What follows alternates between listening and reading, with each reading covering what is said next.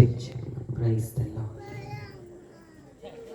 పరిశుద్ధుడైన యేసయ్య నామంలో కూడి వచ్చిన మీ అందరికీ ప్రతి ఒక్కరికి పేరు పేరున నా హృదయపూర్వక వందనాలు తెలియజేస్తున్నాను. ఫస్ట్ ఆఫ్ ఆల్, ఎటువంటి అర్హత లేని నన్ను ఈరోజు మీ గ్రామంలో మీ అందరి మధ్యలో తన సాక్షిగా నిలబెట్టిన మన యేసయ్యకి మాత్రమే సమస్త ఘనత కలుగును గాక. ఆమేన్. అలాగే నన్ను హైదరాబాద్ నుంచి ఆహ్వానించిన మరి స్థానిక దేవుడి దాసురాలు మరి సిస్టర్ సుభాష్ని గారికి కూడా ప్రత్యేక వందనాలు తెలియజేస్తూ ఉన్నాను. మరి ఆమెతో నాకు ఎటువంటి పరిచయం లేదు, నేను ఫస్ట్ టైం ఆమెను చూస్తున్నాను. I meet her just now, ఇప్పుడే కలిశాను. బట్ ఏదేమైనా ఒక స్త్రీగా దేవుడి సేవకి నిలబడడం అనేది చాలా గొప్ప విషయం. మరి ఈ రోజుల్లో సేవ చేయడం అనేది మామూలు విషయం కాదు. ఇక్కడ చాలామంది సేవకులు ఉన్నారు, వాళ్ళని అడగండి చెప్తారు సేవ చేయడం ఎన్ని పోరాటాలు ఎదురవుతాయో. అలాంటిది మరి సహోదరి సుభాషిని మరి ఎంతో చక్కగా ధైర్యంగా ఈ రోజుల్లో దేవుడి రాజ్యాన్ని కట్టాలని తను నిలబడ్డారు. మరి ఆమెను బట్టి నేను ఎంతగానో దేవుడిని స్తుతిస్తున్నాను. ముందుగా మరి ఒక మాట అయితే చెప్పాలనుకుంటున్నాను. సహోదరి చేసిన పరిచర్యలో ఎన్ని వ్యతిరేకతలు వచ్చినా వాటిని ఎదుర్కొనే ధైర్యాన్ని, శక్తిని దేవుడు ఆమెకు దయచేయను. అలాగే మరి ఆయా ప్రాంతాల నుంచి వచ్చిన సేవకులందరికీ కూడా ప్రతి ఒక్కరికి పేరు పేరున నా హృదయపూర్వక వందనాలు తెలియజేస్తున్నాను. Thank you so much for having me here. అలాగే మేము ఇప్పుడే వచ్చాం, ఒక 20 minutes అయింది మేము రాగానే చక్కటి వసతినిచ్చి మంచి ఆతిథ్యం ఇచ్చిన మా శేషమ్మ. సో శేషమ్మ కుటుంబానికి కూడా ప్రత్యేక వందనాలు. థ్యాంక్ యూ, చక్కటి మాకు ఆతిథ్యం ఇచ్చారు. రైట్. అయితే let me know one thing, ఒక విషయం నాకు చెప్పండి. మీలో ఎంతమంది నా సాక్ష్యాన్ని విన్నారు? చేయి చూపించండి. అంజలి, నీ సాక్ష్యం విన్నాము అని వాళ్ళు చేయి చూపించండి. పూర్తిగా చేయగలుగుతారు. ఆల్మోస్ట్ అందరూ చాలా వరకు విన్నారు. సరే, కొంచెం నా గురించి చెప్పి తర్వాత నేను వాక్యంలోకి వెళ్తాను. జాగ్రత్తగా వినండి. నా గురించి చెప్పాలి అంటే, మీరు ఎలా అయితే పుట్టుకతోని ఒక స్త్రీగా ఒక పురుషుడిగా పుట్టారో అదే విధంగా నేను కూడా పుట్టుకతోని ఒక హిజ్రాగా పుట్టడం జరిగింది. దానివల్ల ఒకానొక సందర్భంలో నేను నా కుటుంబానికి దూరం అయిపోవాల్సిన పరిస్థితులు నాకు ఏర్పడ్డాయి. నా ఫ్రెండ్స్ ఎవరు కూడా నన్ను యాక్సెప్ట్ చేయలేదు. నువ్వు ఒక హిజ్రావి, నీలాంటి వ్యక్తితో స్నేహం చేస్తే మా పరువు పోతుంది అని చెప్పి నా ఫ్రెండ్స్ అందరూ కూడా నన్ను దూరం పెట్టేశారు. బంధువులు చేరదీయలేదు. అప్పుడు నేను అనుకున్నాను, సరేలే ఇలా పుట్టినందుకు నా బ్రతికి ఇంతేలే అని చెప్పి వీళ్ళందరినీ కాదనుకొని ఒంటరిగా సమాజంలోకి వచ్చాను. అప్పుడు ఈ సమాజంలో ఏముందో తెలుసా? నీదొక ఆడా కానీ మగా కానీ తేడా జీవితం, అసలు నీలాంటి వాళ్ళు మా మధ్య అర్హత నీకు లేదు, చీపావతలకి అని సమాజం కూడా నన్ను వెలివేసేసింది. ఎలా బ్రతకాలి, ఏం చేయాలి? ఒకసారి మీరు ఆలోచించండి.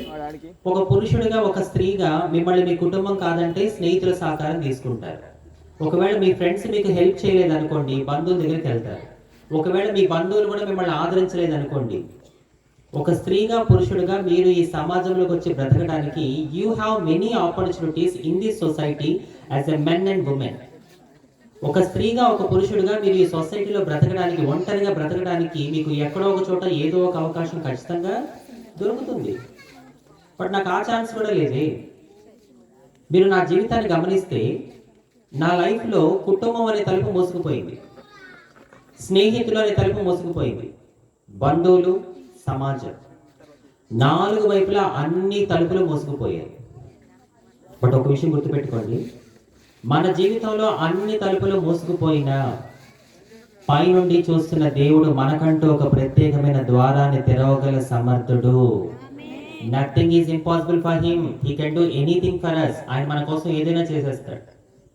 ఇక ఆ విధంగా అన్ని బంధాలకి దూరం అయిపోయిన నేను, ఏ గూటి పక్షులు ఆ గూటికే చేరుతాయి అంటారు కదా, అలాగే నేను కూడా నాలాంటి హిజ్రాలతో కలిసి ఒక 15 సంవత్సరాల క్రిందట ట్రైన్లలోనూ, షాపుల ముందు, ట్రాఫిక్ సిగ్నల్స్ దగ్గర 5 రూపాయల కోసం, 10 రూపాయల కోసం చప్పట్లు కొట్టుకుంటూ బెచ్చబెట్టుకున్నాను. నేను కారు దిగి రాగానే మీరందరూ లేచి నిలబడి చప్పట్లు కొట్టారు కదా. యేసయ్య ఎంత గొప్ప దేవుడో తెలుసా? ఒకప్పుడు నేను చప్పట్లు కొడుతూ బ్రతికేదాన్ని, కానీ ఈరోజు యేసయ్య అనేక మంది నాకు చప్పట్లు కొట్టే స్థితిలో నన్ను ఉంచాడు. దగ్గరగా చప్పట్లు కొట్టేసి అది మన యేసయ్యలో ఉన్న గొప్పతనం. నేను చప్పట్లు కొట్టుకుంటూ జీవించేదాన్ని, కానీ ఈరోజు యేసయ్య అనేక మంది నాకు చప్పట్లు కొట్టి ఆయన గణపరిచే స్థితిలో యేసయ్య నన్ను ఉంచాడు. అలా భిక్షాటన చేసుకుంటూ బ్రతికాను. కొన్ని సందర్భాల్లో నా కడుపు నింపుకోవడానికి వేరే మార్గము లేక పెళ్లిళ్లలోనూ ఫంక్షన్స్కి సినిమా పాటల మీద రికార్డింగ్ డ్యాన్సులు వేసుకుంటూ జీవించాను. అలా జీవిస్తూ జీవిస్తూ జీవిస్తూ ఉన్న నా జీవితాన్ని ఒక్కసారిగా యేసయ్య తన చేతిలోకి తీసేసుకున్నాడు. ఆనాడు కానా వివాహ విందులో సాధారణమైన నీళ్లు ఒక్కసారిగా యేసయ్య చేతుల్లోకి రాగానే ఆ సాధారణమైన నీళ్లు ద్రాక్షారసం, సింపుల్గా చెప్పద్దు, నేను ఒప్పుకోను అసలు. ఆ సాధారణమైన నీళ్లు రంగు, రుచి, వాసన కలిగి మధురమైన ద్రాక్షారసంగా మారినట్టు నా మురికి జీవితాన్ని యేసయ్య తన చేతుల్లోకి తీసుకొని ముత్యములా మార్చేశాడు. నేను అందుకే అంట, ఒక మురికి జీవితాన్ని ముత్యములా మార్చడం అది మన యేసయ్యకి మాత్రమే సాధ్యం. ఎప్పుడైతే యేసయ్య నా జీవితాన్ని తన చేతుల్లోకి తీసుకున్నాడో అప్పటి వరకు నేను చేసిన తప్పుల్ని, పాపాల్ని తన రక్తంతో కడిగేసి నన్ను పరిశుద్ధపరిచి ఈరోజు భారతదేశంలోనే కాదు ప్రపంచ దేశాల్లో తన సాక్షిగా వాడుకుంటున్నాడు. మీకు విషయం తెలుసా? నేను ఎప్పుడు బయట దేశం వెళ్ళాలని కానీ వెళ్తానని కానీ నా కళ్ళలో కూడా నేను ఎప్పుడు అనుకోలేదు, ఊహించలేదు. ఒకసారి మీరే ఆలోచించండి. ట్రైన్లలోనూ, షాపుల ముందు, రోడ్ల మీద 5 రూపాయల కోసం, 10 రూపాయల కోసం బిచ్చమెత్తుకుంటూ సినిమా పాటలకి డ్యాన్సులు వేసుకుంటూ బ్రతికే ఒక జీవితానికి పెద్దగా ఆశలు ఏముంటాయి? పూట గడిస్తే చాలు, ఈ రోజు అయిపోయిందా, అమ్మయ్య ఈ రోజు అయిపోయిందిలే, రేపు చచ్చేది ఎవరో, బ్రతికేది ఎవరో, రేపటి గురించి రేపు చూసుకుందాంలే. అలాంటి ఆశల కోరికలు తప్ప ఆ వ్యక్తికి పెద్దగా కోరికలేవి ఉండవు. కానీ యేసయ్య మహిమార్థంగా ఒక మాట చెప్తాను. మొన్న రీసెంట్గా నేను కువైట్ దేశం వెళ్ళాను. ఆ దేశంలో నెల రోజులు దేవుడు నన్ను వాడుకున్నాడు. రీసెంట్గా నేను వెళ్ళిన కువైట్ దేశంతో కలిపి ఇప్పటివరకు నా యేసయ్య నన్ను 10 దేశాలలో తన సాక్షిగా వాడుకున్నాడు. That's why I always say wherever I go, God can use anybody. My dear brothers and sisters, దేవుడు ఎవరినైనా వాడుకోగల సమర్థుడు. ఒక హిజ్రానైన నన్నే దేవుడు ఇక్కడ దాకా తీసుకురాగలిగితే, స్త్రీగా పురుషుడిగా పుట్టిన నిన్ను ఆయన ఇంకెక్కడ దాకా తీసుకెళ్తాడో. నువ్వు నమ్ముకున్న దేవుడి గురించి తక్కువ అంచనా వేయకు. 6 రోజుల్లో సృష్టిని చేసిన దేవుడు అరక్షణంలో నీ జీవితాన్ని మార్చగల సమర్థుడు. గొడ్డు బెగరగా చెప్పట్లేదు. అది మన యేసయ్యలో ఉన్న గొప్పతనం. నా ప్రియ సహోదరి, సహోదరుడా, బిచ్చమెత్తుకుంటూ సినిమా పాటలకి డ్యాన్సులు వేసుకుంటున్న నన్నే ఈరోజు మీ ముందు నిలబెట్టి మాట్లాడిస్తున్నాడే. నీ పట్ల ఆయన ఇంకెన్ని కార్యాలు చేస్తాడో ఒకసారి ఆలోచించు.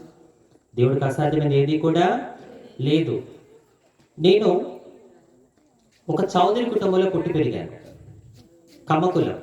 ముఖ్యంగా మా ఇంటి పేరు కలిగిన వారిని పెద్ద కమ్మోరు అంటారు. మా ఇంటి పేరు కళ్యాణం. కళ్యాణం అని ఇంటి పేరు కలిగిన వారిని పెద్ద కమ్మోరు అని పిలుస్తారు. మా తల్లిగారు ఒక చరిత్ర కలిగిన గుడిలో పూజారిగా పనిచేసి ఒక పూజారి గారి ఇంట్లో పెరిగారు మా అమ్మ. కానీ ఏం లాభం? నా బ్రతుకుని మార్చింది నా కులం కాదు, నా కుటుంబం కాదు, ఈ సమాజం కూడా కాదు. నా బ్రతుకుని మార్చింది లోక రక్షకుడైన యేసయ్య. ఆయన వాక్యమే నా బ్రతుకుని మార్చింది. కాబట్టి ఆ యేసయ్య ఎంత గొప్ప దేవుడో మరి ఈరోజు ఈ కొంజేడు గ్రామానికి తెలియజేయడం కోసమే, ఇక్కడ ఉన్న మీ అందరికీ చూపించడం కోసమే మరి దేవుడైనా సేవకులైనా నన్ను మీ మధ్యలో ఉంచడం జరిగింది.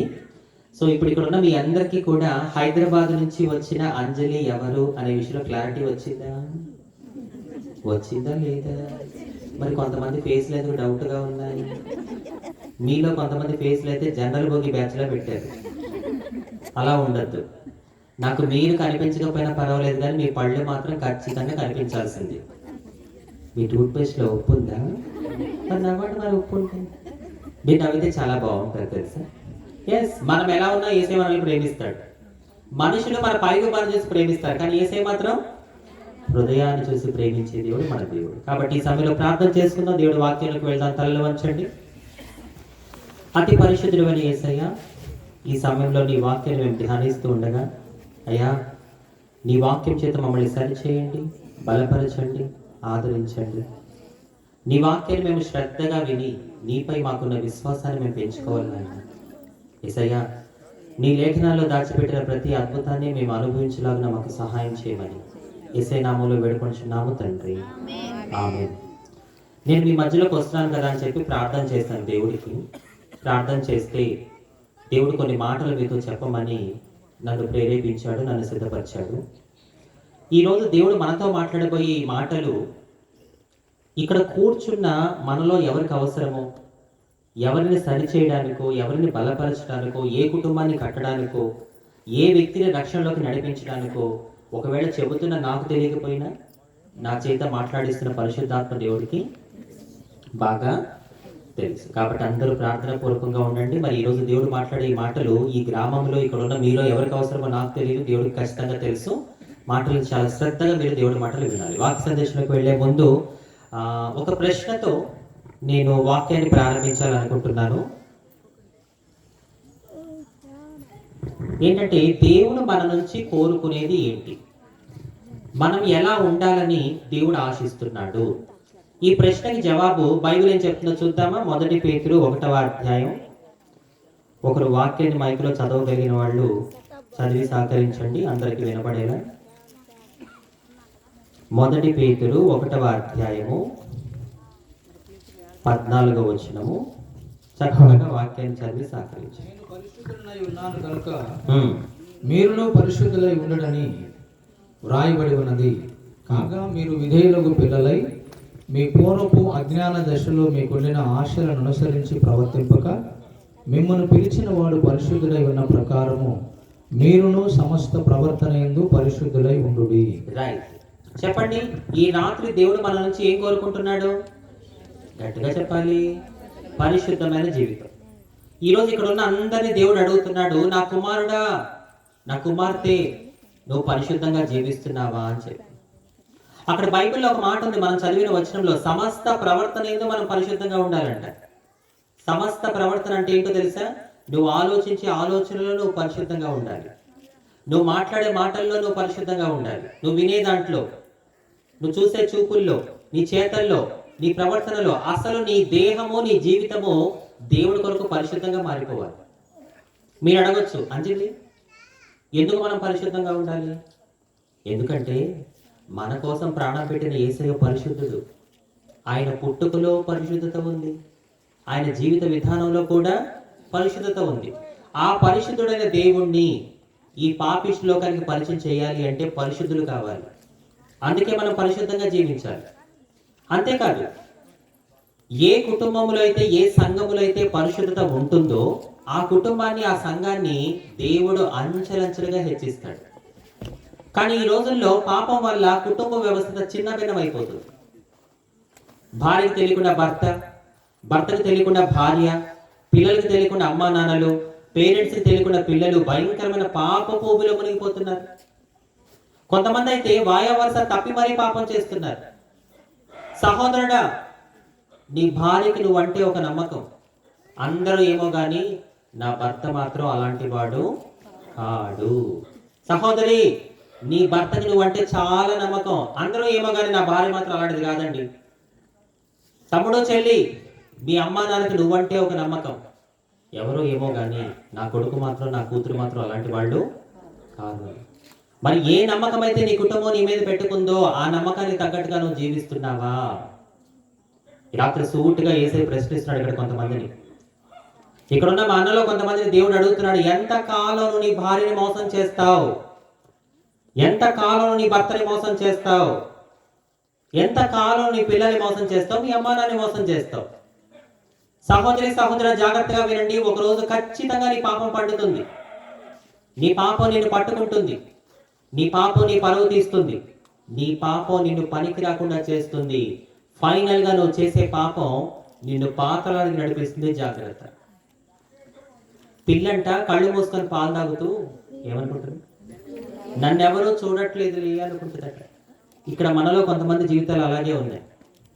4 గోడల మధ్యలో జరుగుతుంది కదా, ఎవరు చూస్తారని చెప్పి నువ్వు అనుకుంటున్నావేమో. నువ్వు మనుషుల దృష్టిలో తప్పించుకోవచ్చు, కానీ నిన్ను 24 గంటలు కనిపెట్టేవాడు ఒకడు ఉన్నాడు. ఆయన దృష్టిలో తప్పించుకోలేవు. ఆయన పేరు నజరేయుడైన యేసు. కొట్టాలేసరికి చెప్పట్ల బిగ్గరగా. అందరూ ఈ మాట జాగ్రత్తగా వినండి. ముఖ్యంగా వివాహమైన వాళ్ళు మరింత జాగ్రత్తగా ఈ మాట వినండి. పరాయి స్త్రీ మీదకి, పరాయి పురుషుడి మీదకి నీ చూపు, నీ మనస్సు వెళ్ళకూడదు. యేసు నామములో నీ చూపు, నీ మనస్సు నీ భార్య మీదే ఉండును గాక, నీ భర్త మీదే ఉండును గాక, నీ పిల్లల మీదే ఉండును గాక.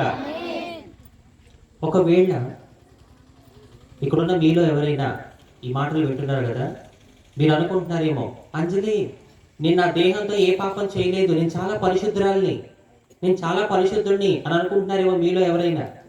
దయచేసి మీకు మీరే సర్టిఫికెట్లు ఇచ్చేసుకోకండి.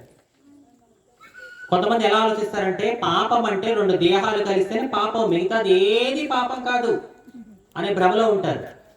అలాంటి వాళ్ళ కోసం యేసయ్య ఒక మాట చెప్పాడు. చూడండి, మత్తయి సువార్త 5వ అధ్యాయం 27వ వచనం.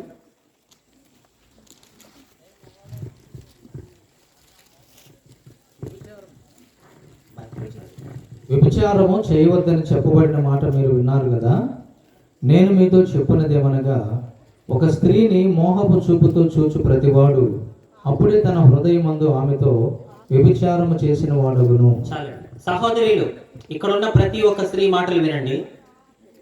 ఇప్పుడు మనం చదువుకున్న ఈ వచనంలో యేసయ్య పురుషుడి గురించి మాట్లాడుతున్నాడు కాబట్టి ఈ వాక్యం కేవలం పురుషుడికే అనుకుంటున్నారు మీరు. అలా అనుకుంటే నువ్వు పొరబడినట్టే. నువ్వు స్త్రీవైనా సరే, పురుషుడివైనా సరే, ఒక స్త్రీనైనా ఒక పురుషుడినైనా నువ్వు మోహపు చూపు అంటే తప్పుడు ఉద్దేశంతో నువ్వు చూస్తున్నావు అంటే తక్షణమే ఆ స్త్రీతో ఆ పురుషుడితో నువ్వు నీ హృదయంలో తప్పు చేసినట్టే. అలా చేస్తే యేసయ్య ఏమంటున్నాడు తెలుసా? ఇంటికి వెళ్ళాక కింద వచనాలు చదవండి. నీ కుడి కన్ను తప్పు చేసే దాన్ని తీసి పారేయ్. నీ దేహమంతా నరకంలో పడిపోవడం కన్నా నీ దేహంలో ఒక అవయవం లేకపోవడం నీకు మంచిదేగా. ఎంతమంది ఉన్నారు ఈ రోజుల్లో అలాంటి వాళ్ళు? అయ్యో నా కళ్ళు తప్పు చేస్తున్నాయి, ఈ పాపిష్టి కళ్ళ వల్లే నేను నా కట్టుకున్న భార్యకి అన్యాయం చేస్తున్నా, ఈ పాపిష్టి కళ్ళ వల్లే నన్ను నమ్మిన భర్తని మోసం చేస్తున్నా, ఈ పాపిష్టి కళ్ళ వల్లే నాకు జన్మనిచ్చిన అమ్మా నాన్న నేను మోసం చేస్తున్నా. అంతా ఈ కళ్ళ ద్వారానే మొదలవుతుంది. కాబట్టి ఈ కళ్ళు నేను తీసేసుకొని నేను నా దేహంతో పరలోకం వెళ్తాను అన్నవాళ్ళు ఉన్నారు ఈ భూమి మీద. ఉంటే అలాంటి వాళ్ళు లిస్ట్ ఇస్తారా? నీతిమంతుడు ఒక్కడునూ లేడు, అందరూ పాపము చేసి దేవుడు అనుగ్రహించి మహిమను పొందలేకపోతున్నారు. దైవ జనాంగమా, కొంజేడు గ్రామములో మైకు ద్వారా అయినా మాటలు వింటున్న ప్రియ సహోదరి సహోదరుడా, ఈ రాత్రి నుంచి నువ్వు నీ కళ్ళను చాలా జాగ్రత్తగా కాపాడుకోవాలి. ఎందుకు తెలుసా? వాక్యం చెప్తుంది, దేహమునకు దీపము కన్నే. ఆ కళ్ళను చాలా జాగ్రత్తగా కాపాడుకోవాలి. ఇక నుంచి మీరు అడగొచ్చు, అంజలి ఎందుకు మనం మన కళ్ళను కాపాడుకోవాలి? ఎందుకో తెలుసా? నువ్వు నీ కళ్ళతో ఏదైతే చూస్తావో దాని గురించి ఆలోచిస్తావు. నువ్వు ఏదైతే ఆలోచిస్తావో అదే చేస్తావు. ఇప్పుడు చెప్పండి, మనం ఆలోచించేది, మనం చేసేది దేని మీద ఆధారపడింది? మన కళ్ళతో చూసే దాని మీద ఆధారపడింది. అందుకే నువ్వు నీ కళ్ళను చాలా జాగ్రత్తగా కాపాడుకోవాలి.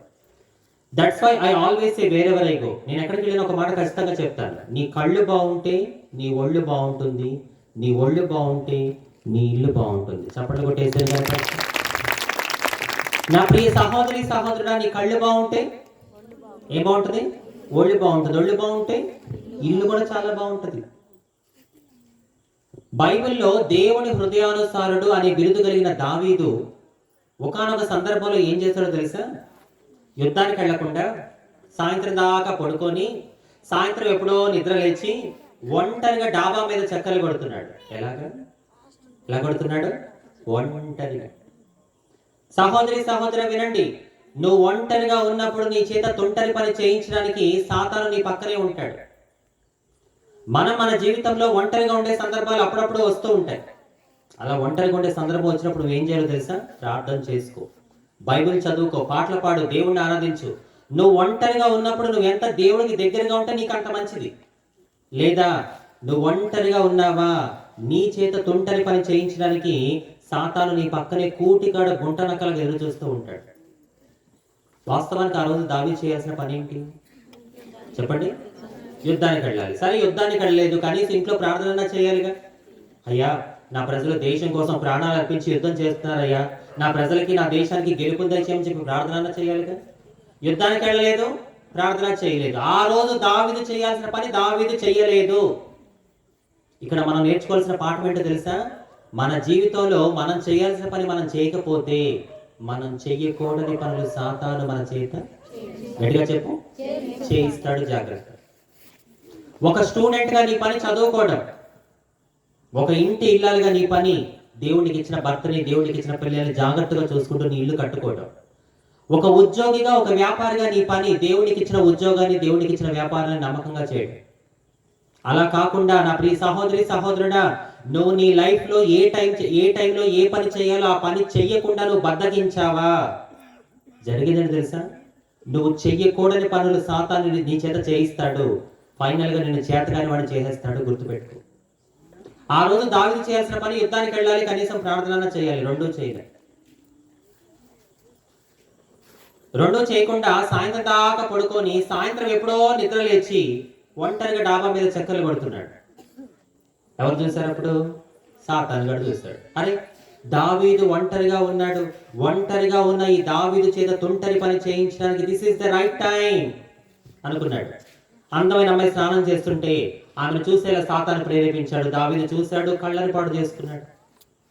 చూసినాడుగా తల తిప్పుకోవాలిగా, లేదు, ఆమెను తీసుకొని వచ్చి ఆమెతో సేయించి ఒళ్ళు పాడు చేసుకున్నాడు. తర్వాత ఏం పాడైపోయింది? ఇల్లు గుల్లైపోయింది. ఏం జరిగిందండి? దావీదు ఇల్లు ఎలా గుల్లైంది అంటారా? దావీదు చేసిన పాపం వల్ల జరిగింది ఏంటి తెలుసా? దావీదుకున్న సంతానంలో 4 కొడుకులు పోగొట్టుకున్నాడు. దావీదు బెత్షెబా అనే స్త్రీతో వ్యభిచారం చేయడం వల్ల జరిగింది ఏంటి తెలుసా? దావీదు సొంత కొడుకే దావీదు సొంత కూతురిని మానభంగం చేసేస్తాడు. అలాగే ఇల్లు గుల్లైపోయింది. సహోదరి సహోదరుడా, అమ్మా నాన్నలు ఒక మాట వినండి. నువ్వు చేసే పాపిష్టి పనులు రేపు నీ పిల్లలకి శాపంగా మారుతాయి. జాగ్రత్త. ఒక తల్లిగా, ఒక తండ్రిగా నువ్వు నీ పిల్లలకి ఆశీర్వాదాలు తీసుకురాకపోయినా పర్వాలేదు, కానీ శాపాలు మాత్రం దయచేసి తీసుకురాకండి. దావీదు చేసిన పాపం వల్ల తన పిల్లలకి శాపమైంది. 4 కొడుకుని పోగొట్టుకున్నాడు. దావీదు సొంత కొడుకే దావీదు సొంత కూతురిని రేప్ చేసేస్తాడు. ఇదంతా సమూయేలు గ్రంథంలో ఉంటుంది. ఇంటికి వెళ్ళాక చదవండి.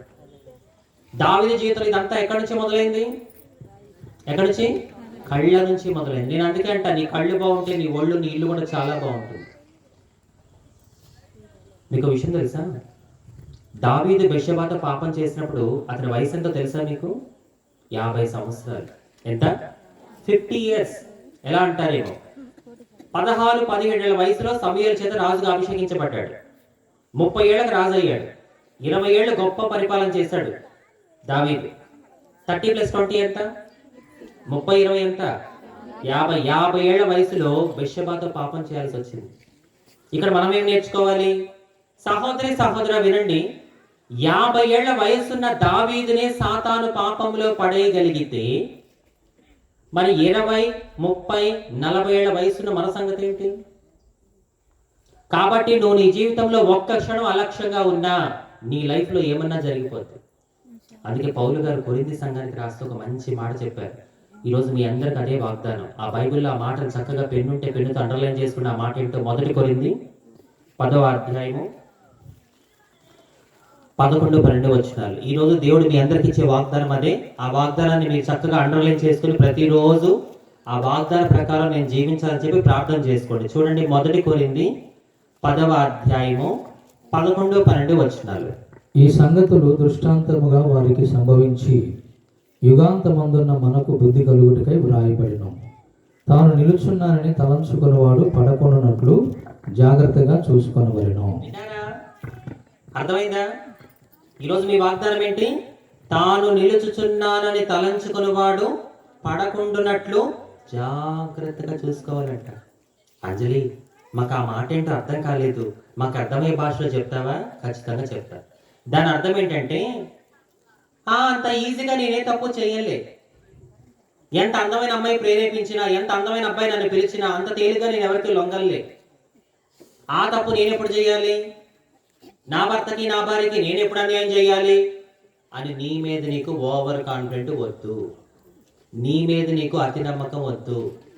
ఎందుకంటే నువ్వు ఎన్నో సంవత్సరాలుగా కాపాడుకుంటూ వస్తున్న నీ సాక్ష్యాన్ని, నీ క్యారెక్టర్ని, నీ పరిశుద్ధిని పాడు చేయడానికి సాతానికి ఒక్క క్షణం చాలు. ఆ ఒక్క క్షణంలో వాడు నీ సామ్రాజ్యాన్ని అంతా ఏం చేస్తాడు? కూల్చి పడేస్తాడు. ఒక్క క్షణం పైకి వెళ్ళాడు దావీదు, పైకి వెళ్ళాడు, అమ్మాయిని చూశాడు, పాపం చేశాడు, అంతే, జీవితాంతం నరకం అనిపించాడు. మీరు గమనిస్తే దావీదు జీవితంలో మనకి ఎక్కడా మచ్చ కనబడదు, ఆ ఒక్క మచ్చ తప్ప. నా ప్రియ సహోదరి సహోదరుడా, నీ జీవితంలో మచ్చలు ఉండడానికి వీల్లేదు యేసు నామములో. చప్పట్లు కొట్టు గట్టిగా దేవుడికి. దావీదు జీవితంలో ఆ ఒక్క మచ్చ తప్ప మనకి ఎక్కడ దావీదు తప్పుగా కనబడాడు. పరిశుద్ధాత్ముడు అందుకే రాయించాడేమో అనిపిస్తుంది నాకు. అలాంటి మచ్చలు మన జీవితంలో ఉండకూడదని చెప్పి దావీదు చేసిన ఆ పొరపాటును అక్కడ పరిశుద్ధాత్ముడు మన గ్రంథకర్త చేత రాయించాడని చెప్పి నేను అనుకుంటూ ఉంటాను.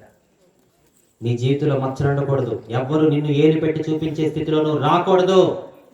జీవం గల దేవుణ్ణి ఆరాధిస్తున్నావు, ముక్కు ముఖం తెలియని వాళ్ళు, అర్హత లేని వాళ్ళు, నువ్వు అలాంటి వాడివి, నువ్వు ఇలాంటి దాని చెప్పి నీ మీద వేలు పెట్టి చూపించకూడదు. నీ గురించి మాట్లాడే అవకాశం కూడా నువ్వు వాళ్ళకి ఇవ్వకూడదు. అలా ఇవ్వకుండా ఉండాలి. నువ్వు ఏం చేయాలి? పరిశుద్ధంగా జీవించాలి. నీకు ఇచ్చిన భార్యతో, నీకు ఇచ్చిన భర్తతో, నీకు ఇచ్చిన పిల్లలతో నువ్వు తృప్తి కలిగి జీవించాలి. గొంతెమ్మ కోరికలకి వెళ్ళకూడదు.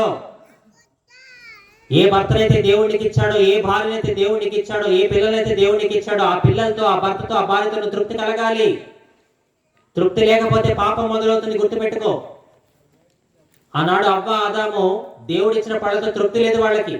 99 పళ్ళు తినమన్నాడు, ఒక పండు తినొద్దు అన్నాడు. నోరు మూసుకొని 99 పళ్ళతో తృప్తి పడాలిగా. తృప్తి లేదు, వద్దు అన్న పండు తిన్నారు. వద్దు అని పని చేశారు, పాపం మొదలైంది. కాబట్టి ఎప్పుడైతే నీ జీవితంలో నీకు ఇచ్చిన భర్తతో, భార్యతో, పిల్లలతో నువ్వు తృప్తి లేకుండా గొంతెమ్మ కోరికలకి పరిగెడతావో అప్పుడే నీ ఇల్లు కుప్పకూలిపోతుంది. జాగ్రత్త. ఇప్పటి వరకు నువ్వు పరిశుద్ధంగా ఉన్నావా? దేవుడికి స్తోత్రం. ఆ పరిశుద్ధ నువ్వు అంతవరకు నమ్మకంగా కాపాడుకుందువు గాక. అలా అని చెప్పి నువ్వు పరిశుద్ధంగా ఉన్నావు కదా అని చెప్పి రెచ్చిపో మాకు. అర్థమవుతుందా? పరిశుద్ధంగా ఉన్నావు కదా అని చెప్పి ఓవర్ యాక్టింగ్ చేయి మాకు. కొంతమంది ఎలా ఉంటారంటే వాళ్ళు పరిశుద్ధంగా జీవిస్తున్నారు కదా అని చెప్పి వాళ్ళ చుట్టూ ఉన్న వాళ్ళు ఎవరైనా తప్పు చేస్తూ ఉంటే వాళ్ళు ఏం చేస్తారో తెలుసా? ఆవిడ అలాంటిది, అగో ఆయన ఇలాంటోడు, అబ్బో వాళ్ళ గురించి ఎవరికి తెలియదు అని మాట్లాడుతూ, వాళ్ళని అసహించుకుంటూ, వాళ్ళని దూరం పెడుతూ, వాళ్ళ గురించి 10 మందికి చాటింపు వేస్తూ ఉంటారు.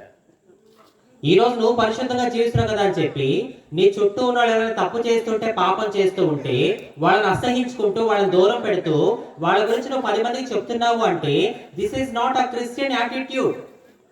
ఇది క్రైస్తవులకు ఉండాల్సిన లక్షణము కానే కాదు. Dear God's people, you should know one thing this night. That is, we have to hate sin, not sinner. దైవ జనాంగమా, ఈ రాత్రి మీరు ఒక కొత్త విషయాన్ని నేర్చుకోవాలి. ఏంటో తెలుసా? మనము పాపాన్ని ద్వేషించాలి తప్ప పాపిని కాదు. దేని ద్వేషించాలి? గట్టిగా చెప్పండి. పాపాన్ని ద్వేషించాలి తప్ప పాపిని కాదు. ఎందుకని?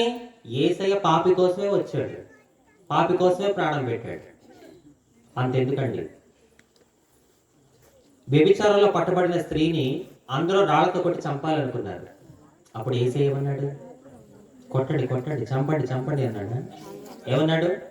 మీలో పాపము చేయనివాడు మొదట ఆమె మీద రాయి వేయండి అన్నాడు. యేసయ్య ఆమె పక్షాన నిలబడ్డాడు. ఎందుకో తెలుసా? యేసయ్య ఆమె చేసిన పాపాన్ని ద్వేషించాడు, ఆమెను మాత్రం ద్వేషించలేదు, ప్రేమించాడు. ప్రేమించాడు కాబట్టి ఆమె మీద ఒక్క రాయి కూడా పడకుండా కాపాడాడు. ఒక వ్యభిచారిని కూడా అమ్మ అని పిలిచిన ప్రేమ మన యేసయ్య ప్రేమ. గొట్ట యేసయ్య చెప్పట్ల దగ్గరగా. కొంజేడు గ్రామములో మైకు ద్వారా అయినా మాటలు వింటున్న ప్రియ సహోదరి సహోదర వినండి. ఈ ప్రపంచంలో, ఈ భూమి మీద ఒక పడుపు వృత్తి చేసుకునే స్త్రీని కూడా అమ్మ అని ప్రేమగా, గౌరవంగా ఎవరైనా పిలిచారు అంటే అది నేను ప్రకటిస్తున్నా యేసయ్య మాత్రమే. అది నా యేసయ్య ప్రేమలో ఉన్న గొప్పతనం. ఎందుకో తెలుసా అంజలి? ఒక వ్యభిచారిని యేసయ్య అమ్మాని ఎందుకు పిలిచాడు? ఎందుకంటే ఆమె ఎలాంటి పరిస్థితుల్లో ఆ పని చేయాల్సి వచ్చిందో, ఏ దుర్మార్గుడు ఆమె నా ఊబులోకి లాగాడో, ఏ ఆర్థిక ఇబ్బందులు ఆమె చేత ఆ పని చేయిస్తున్నాయో అని చెప్పి యేసయ్య మాత్రమే ఆమె గురించి ఆలోచించాడు, అర్థం చేసుకున్నాడు. ఒక మాట చెప్పనా ఓపెన్గా, నువ్వు నేను తప్పు చేసామనుకో, ఈ లోకం మన తప్పుల్ని ఎత్తి చూపుతుంది. నువ్వు అలాంటి వాడివి, నువ్వు అలాంటి దానివి, అబ్బా ఈరోజు బైబిల్ పట్టుకొని చర్చికి వెళ్తున్నా, నువ్వు పరిశుద్ధురాలు అయిపోయావా, నువ్వు పరిశుద్ధులు అయిపోయావా, ఒకప్పుడు నీ నీచమైన బ్రతికంటే ఎవరికి తెలియదు. ఇది లోకం అనే మాట. కానీ నువ్వు నేను తప్పు చేస్తే మనం ఎలాంటి పరిస్థితుల్లో తప్పు చేయాల్సి వచ్చిందో అని చెప్పి యేసయ్య మాత్రమే మన గురించి ఆలోచిస్తాడు, మనల్ని అర్థం చేసుకుంటాడు. యేసయ్య చప్పట్లు కొడతారా గట్టిగా? ఎంత గొప్ప దేవుడు అంటే నేను ప్రకటిస్తున్న దేవుడు. మనం తప్పు చేసే లోకం మన తప్పులు ఎత్తి చూపుతుంది, కానీ మనం తప్పు చేసే యేసయ్య మాత్రం మనం ఎలాంటి పరిస్థితుల్లో తప్పు చేయాల్సి వచ్చిందని మన గురించి ఆలోచిస్తాడు, మనల్ని అర్థం చేసుకుంటాడు. నేను ప్రకటించే ప్రేమ అంత ప్రేమ యేసయ్య ప్రేమ. ఆయన ప్రేమించినట్టుగా నిన్ను నన్ను ఈ లోకంలో ఎవరు కూడా ప్రేమించలేరు, పుట్టలేరు కూడా అలాంటి వాళ్ళు కూడా. ఒక మాట చెప్పనివ్వండి, దొంగ పుట్టంగానే దొంగ వాళ్ళని పుట్టాడు. ఒక పడపడత చేసుకునే స్త్రీ నేను పుట్టంగానే వ్యభిచారణ అవ్వాలని పుట్టదు. మరి పరిస్థితుల ప్రభావం వాళ్ళని ఆ మార్గంలోకి నడిపిస్తాయి. కాబట్టి మీ చుట్టూ ఉన్న వాళ్ళు ఎవరైనా తప్పు చేస్తూ ఉంటే, పాపం చేస్తూ ఉంటే దయచేసి వాళ్ళని అసహించుకోకండి. వాళ్ళని ప్రేమించండి, వాళ్ళ కోసం ప్రార్థన చేయండి. ఈ భూమి మీద ఎంత ఘోర పాపినైనా మార్చగలిగే శక్తి యేసయ్య ప్రేమకి ఉంది. నమ్మిన వాళ్ళు చప్పట్లు కొడతారా? రైట్. ఈ సమయంలో నేను మిమ్మల్ని 2 ప్రశ్నలు అడుగుతాను. ఆ 2 ప్రశ్నలకి మీలో ఎవరు జవాబు చెప్తారో చూద్దాం. మీ మెదడుకి పదును. మీలో ఎవరికి ఎంత బైబిల్ జ్ఞానం ఉందో ఇప్పుడు తెలిసిపోద్ది. రెడీగా ఉన్నారు చెప్పడానికి? Are you ready? ఎస్ అండి. గొంతులో నిరుక్కుందా? మరి ఎస్ అనండి. 2 ప్రశ్నలు. మొదటి ప్రశ్న, బైబిల్లో ఒక బలవంతుడు పాపానికి బానిసై పనికి రాకుండా పోయాడు. Very good. నీ పేరు తల్లి? ఏ పేరు? విశ్రాంతమ్మ. God bless. చక్కగా చెప్పింది విశ్రాంతమ్మ. కొట్టండి గట్టిగా చప్పట్లు కూడా. దేవుడు కనపడుతుంది. దేవుడు దేవుడు దేవుడు. ఏ మనిషికి ఘనత కలగకూడదు. ఘనతంతా ఎవరికి కలగాలి? దేవుడికి మాత్రమే. ఆశీర్వాదాలు మనకు కావాలి, ఘనతంతా ఆయనకే కలగాలి. బైబిల్లో ఒక బలవంతుడు పాపానికి బానిసై పనికి రాకుండా పోయాడంటే ఆమె చెప్పింది ఎవరు? సంసోన్. ఇంకో ప్రశ్న దీనికి ఎవరు జవాబు చెప్తారో చూద్దాం. బైబిల్లో ఒక బానిస పాపాన్ని జయించి పరిపాలించేవాడిగా మారాడు. యోసేపు. కొంతమంది సమాధానం చెప్పారు. ఎవరైతే జవాబు చెప్పారో దేవుడు వారిని మాత్రమే దీవించును గాక. గట్టిగా రాలేదు ఆమెనని. వాడు చెప్తే నాకెందుకు అనుకుంటున్నారా? స్వార్థం లేకుండా ఎవరైతే ఇప్పుడు ఆమెను చెప్తారో వారిని మాత్రమే దేవుడు దీవిస్తాడు. గట్టిగా ఆమెను చెప్పండి. చెప్పని వారిని దేవుడు చెప్పేలా చెయ్యును గాక. మీ నోటికున్న తాళాలు ఊడిపోను గాక. అది కూడా ఆమెనే. అంటే మీ నోటికి తాళం ఉందని మీరే ఒప్పేసుకున్నారు. మరి ఆమెనన్నారుగా అది ఊడిపోయింది. ఇప్పుడు ఖచ్చితంగా మీరు మాట్లాడాల్సింది. రైట్. సంతోషం, చాలా సంతోషం. చక్కగా జవాబిచ్చారు. అయితే బైబిల్లో బలవంతుడైన సంసోను పాపానికి బానిసై పనికి రాకుండా పోయాడు కదా. ఒక్క గాడిద దవడ ఎముకతో ఎంతమందిని? 1000 మందిని చంపిన బలాఢ్యుడు సంసోను.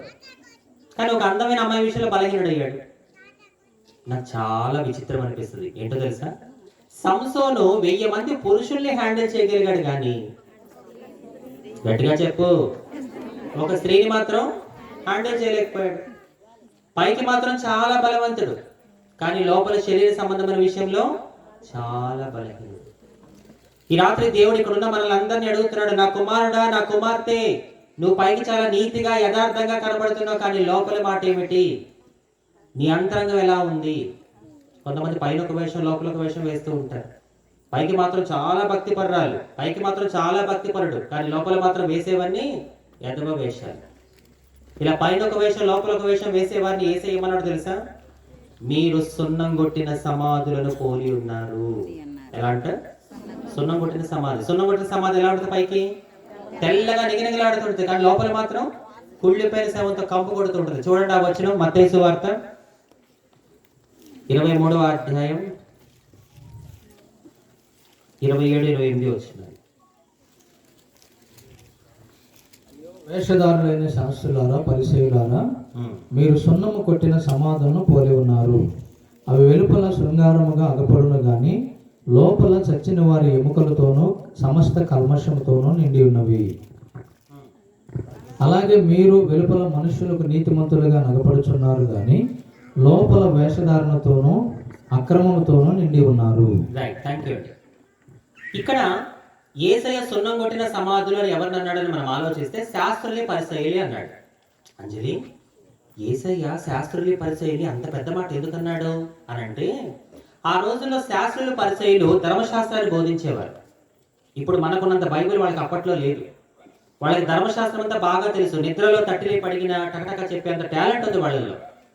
అలాంటి మహా జ్ఞానము కలిగిన ఆ శాస్త్రులు పరిసయ్యులు ఆ రోజుల్లో చేసేది ఏంటో తెలుసా? బోధించేది ఒకటి, బ్రతుకొకటి, చెప్పేది ఒకటి, చేసేది ఒకటి. వాళ్ళని ఉద్దేశించే దేవుడు అన్నాడు, మీరు సున్నం కొట్టిన సమాధులను పోలి ఉన్నారని చెప్పి. ఈ రాత్రి దేవుడు మనల్ని కూడా అదే అంటున్నాడు, నా కుమారుడా, నా కుమార్తె, నువ్వు సంఘములో ఒకలాగా, సమాజంలో ఒకలాగా ఉంటానంటే నేను ఒప్పుకోను. నువ్వు నాలుగోళ్ల మధ్యలో ఒకలాగా, నలుగురిలో ఒకలాగా ప్రవర్తిస్తానంటే నేను ఊరుకోను. రెండు పడవల మీద కాలేస్తే మధ్యలో మునిగిపోయేది నువ్వే. కాబట్టి నువ్వు ఉంటే వెచ్చగానైనా ఉండు, చల్లగానైనా ఉండు. నువ్వు వెచ్చగా ఉంటే ఏం చేస్తాడంట తెలుసా? ఏం చేస్తాడు చూడు, ప్రకటన గ్రంథం 3వ అధ్యాయం. వెచ్చగా చల్లగా లేకుండా నువ్వు వెచ్చగా ఉన్నావంటే ఏం చేస్తాడో చూడు దేవుడు. ప్రకటన గ్రంథం 3:15-16. నేను ఎరుగుదును, నీవు చల్లగానైనను వెచ్చగానైనను లేవు. నీవు చల్లగానైనను వెచ్చగానైనను ఉండిన మేలు. నీవు వెచ్చగానైనను చల్లగానైనను ఉండక నులివెచ్చనగా ఉన్నావు గనుక నేను నిన్ను నా నోట నుండి ఉమ్మివేయ ఉద్దేశించుచున్నాను. ఏం చేస్తాడంట? ఉమ్మేస్తాడంట. ఉమ్మేయడం అంటే అర్థం ఏంటో తెలుసా? ఉమ్మేయడం అంటే ఉయ్యడం అని కాదు అక్కడ అర్థం. ఎగ్జాంపుల్కి మనం బయటకు వెళ్తాం కొన్నిసార్లు. బయటకు వెళ్ళినప్పుడు అప్పుడప్పుడు అనుకోకుండా రోడ్డు మీద ఎక్కడైనా ఉమ్మేస్తాం. మనం ఉమ్మి వేసిన దగ్గరికి మళ్ళీ వెళ్తామా జీవితంలో? We never go there. We never go there in our life. మనం ఎప్పుడు కూడా మన జీవితంలో అక్కడికి వెళ్ళాం. అక్కడ ఉమ్మి వేయడం అంటే అర్థం ఏంటంటే, ఒక్కసారి కనుక దేవుడు నిన్ను చీ అన్నాడంటే మళ్ళీ జీవితంలో నీ ముఖం కూడా చూడను అంటున్నాడు. సహోదరి సహోదరుడా, దేవుడు నిన్ను చీ అనక ముందే ఈ రాత్రి నువ్వు చేసే పాపాన్ని నువ్వు చీ కొట్టాలి. దేవుడు నిన్ను విడిచిపెట్టక ముందే ఈ రాత్రి నువ్వు చేసే పాపాన్ని నువ్వు విడిచిపెట్టాలని దేవుడు ఈ రాత్రి నిన్ను హెచ్చరిస్తున్నాడు. ఇప్పుడు యోసేపు దగ్గరికి వద్దాం. యోసేపు ఏ దేశానికి బానిసగా వెళ్ళాడు తెలుసా? ఐగుప్తు.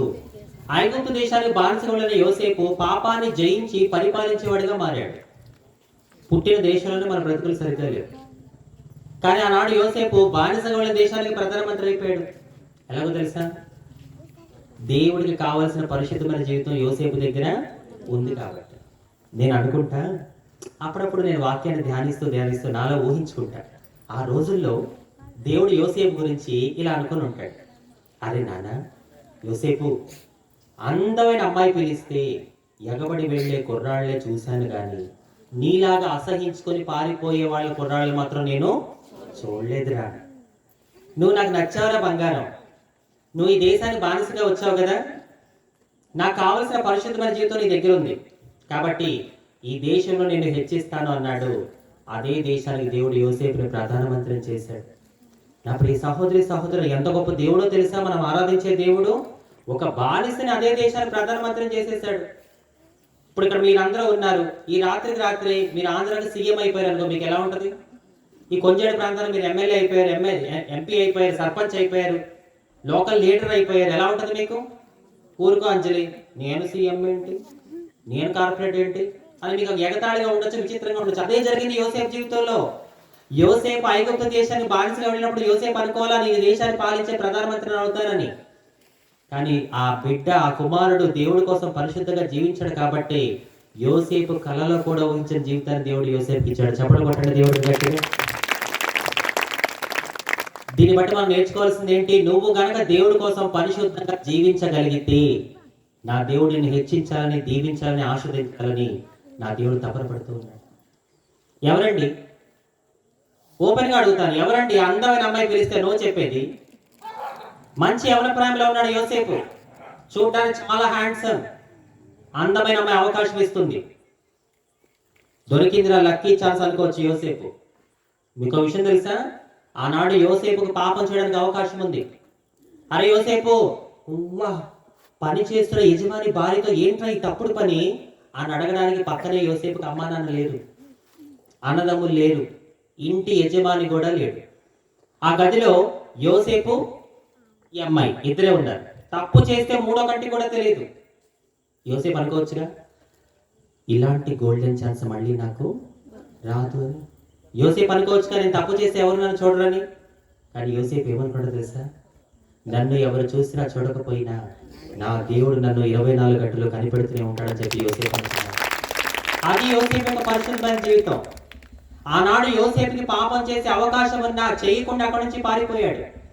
కానీ ఈరోజు మనలో చాలా మంది పాపం చేయడానికి అవకాశాలు కల్పించుకుంటున్నారు, అవకాశాల కోసం ఎదురు చూస్తున్నారు. ఒక మాట చెప్పండి, తాను పనిచేస్తున్న ఇంటి యజమాని భార్య కోరి రమ్మంటే ఏ యవనస్తుడు అవకాశాన్ని వదులుకుంటాడు? పనిచేస్తున్న యజమాని దగ్గర మనలో ఎంతమంది నమ్మకంగా నిలబడుతున్నారు? ఒకవేళ ఆనాడు యోసేపుకి దొరికిన అవకాశం మనకి దొరికితే మనలో ఎంతమంది పడిపోకుండా నిలబడతారు? ఒక మాట ఓపెన్గా చెప్పనా, నన్ను ముందే క్షమించేసేయండి, ఇలా అంటున్నందుకు ముందే నన్ను క్షమించేసేయండి. ఇక్కడున్న మనలో కొంతమంది అవకాశాలు లేక పాపం చేయడం లేదంతే. అవకాశాలు లేక, అవకాశాలు దొరకక పాపం చేయకుండా ఉండడం పెద్ద గొప్ప విషయం అనుకుంటున్నావా ఏంటి నువ్వు? అవకాశం ఉండి కూడా యోసేపులా పాపం చేయకుండా పారిపోవడం, అసహించుకోవడం, అది కదా గొప్ప విషయం. అది కదా దేవుడి పట్ల నమ్మకంగా జీవించడం అంటే. Let me ask one thing. ఒక విషయం నన్ను అడగనివ్వండి. నువ్వు పని చేస్తున్న చోట నీకు ఉద్యోగం ఇచ్చిన వ్యక్తి నిన్ను పాపం చేయమని ప్రోత్సహిస్తే, నీ జీతం పెంచుతానని నీకు ఎరవేస్తే, నీకు ప్రమోషన్ ఇస్తానని, నీ జాబుని పర్మనెంట్ చేస్తానని చెప్పి నీకు ఆశ చూపితే, మనలో ఎంతమంది దానికి లొంగకుండా లోబడకుండా ఉంటారు? ఆలోచించండి. ఆ రోజు యజమాని భార్య యోసేపుతో ఏమంటుందో తెలుసా? యోసేపు, నాతో నా భర్త లేడు, రా ఎంజాయ్ చేద్దామంటే యోసేపు అంటున్నాడు, ఓసే పిచ్చిదానా, నీతో నీ భర్త లేడేమో, నాతో నా దేవుడు ఉన్నాడు. కొట్టి బిగ్గరగా చెప్పండి. కొట్టాలిగా యోసేపు బిగ్గరగా చెప్పండి. దేవుడు కనపరచండి చెప్పండి బట్టి. యజమాని భార్య అంటుంది, యోసేపు నాతో నా భర్త లేడు, ఎంజాయ్ చేద్దాం రమ్మంటే యోసేపు అంటున్నాడు, అమ్మ మహాతల్లి, నీతో నీ భర్త లేడేమో, నాతో నా దేవుడు ఉన్నాడు. నేను దేశం కానీ దేశంలో ఉన్నా, నాతో నా కుటుంబం లేకపోయినా, నా అన్నదమ్ము లేకపోయినా, నా దేవుడు మాత్రం నన్ను 24 గంటలు చూస్తూనే ఉంటాడు. నా దేవుడికి వ్యతిరేకంగా పాపం చేసి ఆ పాపాన్ని నేను ఎలా మూట కట్టుకుంటాను అంటున్నాడు యోసేపు. ఎంత గొప్ప పరిశుద్ధుడండి యోసేపు. దేశం కానీ దేశంలో కూడా యోసేపు పరిశుద్ధంగా జీవించాడు. పుట్టిన దేశంలో మన బ్రతుకులు సరిగ్గా లేవే, పుట్టిన ఊళ్ళో, పుట్టిన జిల్లాలో, పుట్టిన రాష్ట్రంలో మన బ్రతుకులు సరిగ్గా లేవే. దేశం కానీ దేశంలో కూడా ఆనాడు యోసేపు పరిశుద్ధంగా జీవించాడు కాబట్టి ఆ దేశాన్ని పాలించే ప్రధానమంత్రి అయిపోయాడు. ఒక మాట చెప్తాను వినండి. నిజమైన పరిశుద్ధుడు, నిజమైన ఆత్మీయుడు ఎవరో తెలుసా? తన మీద తాను గెలవగలిగిన వాడే. బైబిల్లో ఒక మాట ఉంది, పట్టణమును పట్టుకుని వాడి కంటే తన మనస్సును స్వాధీనపరచుకునేవాడు శ్రేష్ఠుడు అని చెప్పి. నీ మీద నీకు కంట్రోల్ ఉండాలి. ఇక్కడున్న మనలో చాలా మందికి తలంపులు కంట్రోల్లో ఉండవు, చూపులు కంట్రోల్లో ఉండవు, మాటలు కంట్రోల్లో ఉండవు, చేతులు కూడా కంట్రోల్ ఉండవు. ఈ రాత్రి నుంచి నువ్వు అలా ఉండడానికి వీళ్ళది యేసునామములో.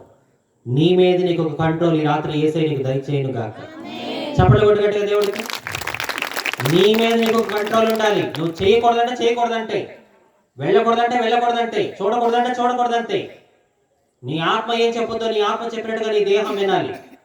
నీ దేహం ఎప్పుడు కూడా నీ ఆత్మ చేతుల్లో ఉండాలి తప్ప నీ దేహం చెప్పినట్టుగా నువ్వు వినకూడదు. యేసు నామంలో నీ ఆత్మ కంట్రోల్లోకి నీ దేహం ఈ రాత్రి వెళ్ళును గాక.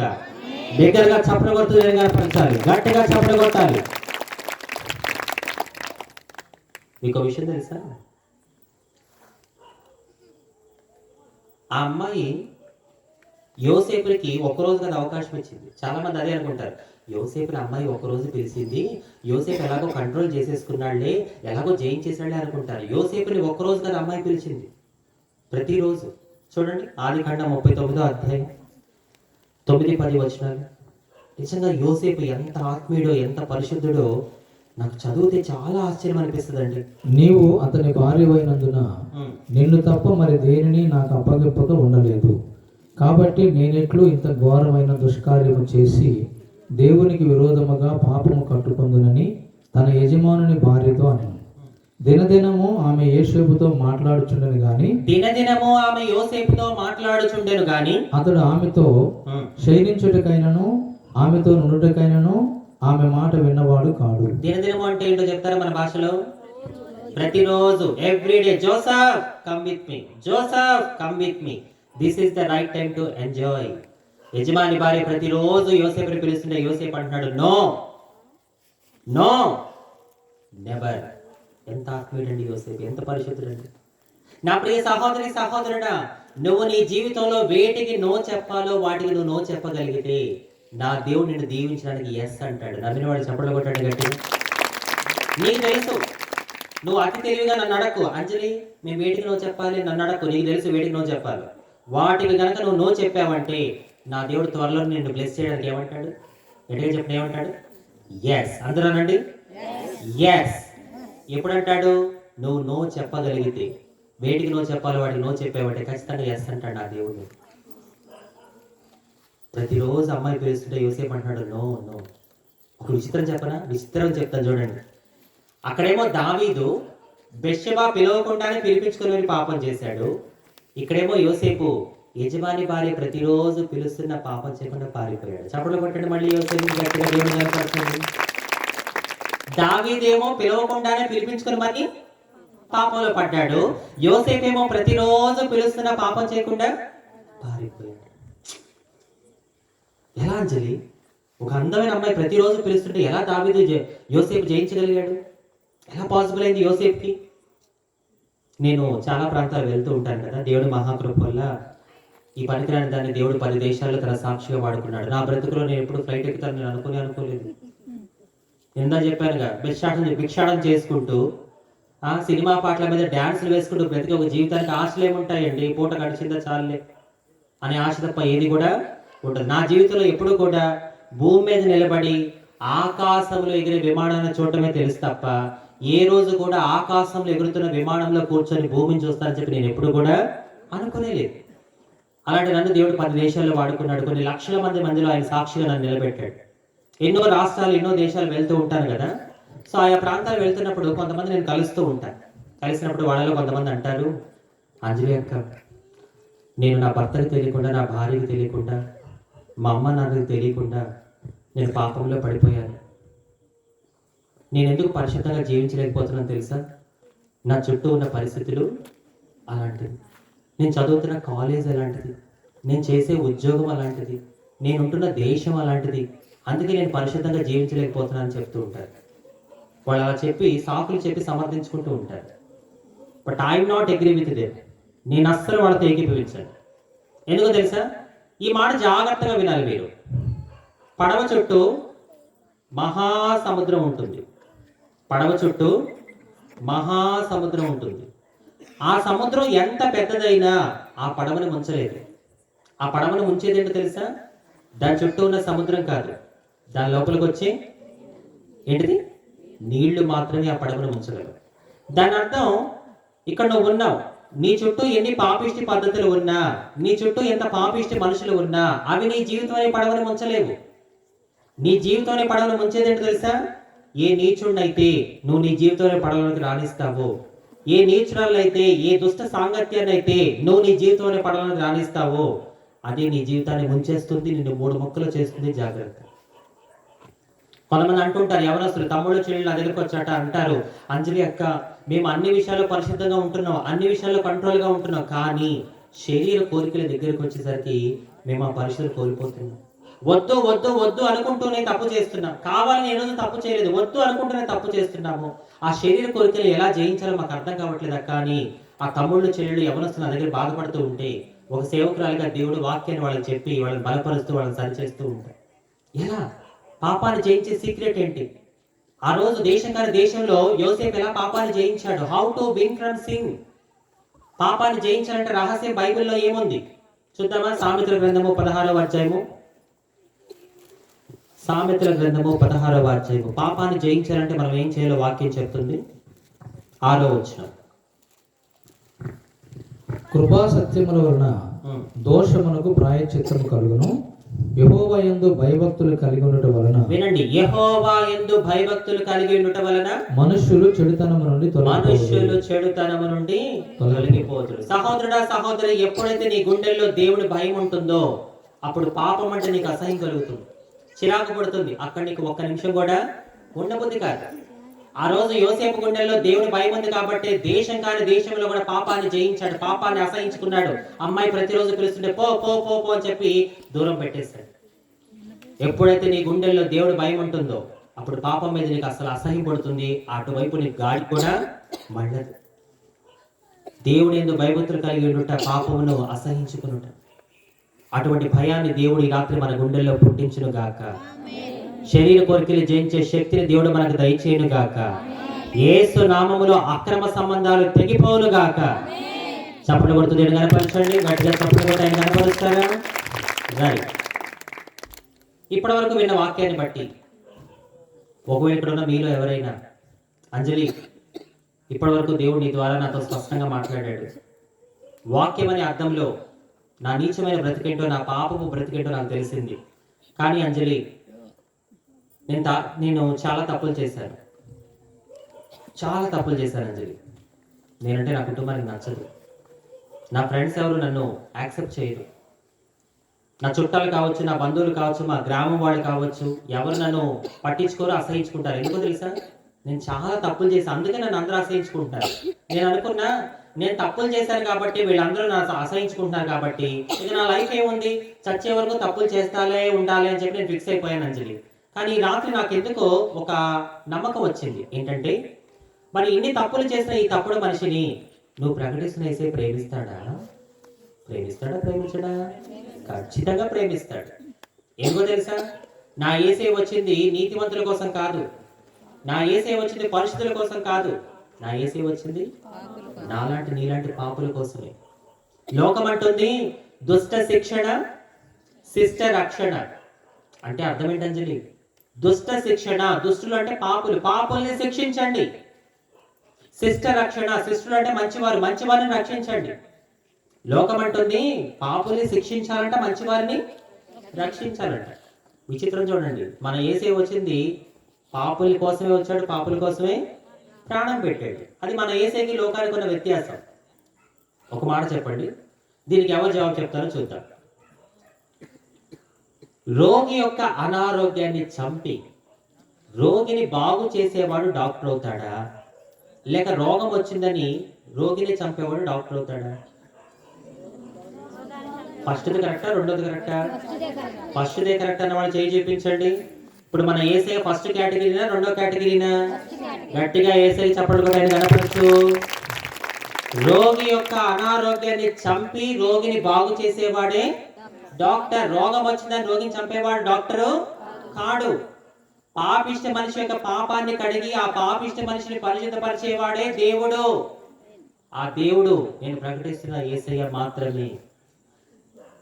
అయినా మనలో మనమాట, ఒకవేళ దేవుడు కనుక ఈ భూమి మీద పాపుల్ని శిక్షించుకుంటూ వెళితే ఈ భూమి మీద ఒక్కళ్ళు కూడా ఉంటారా?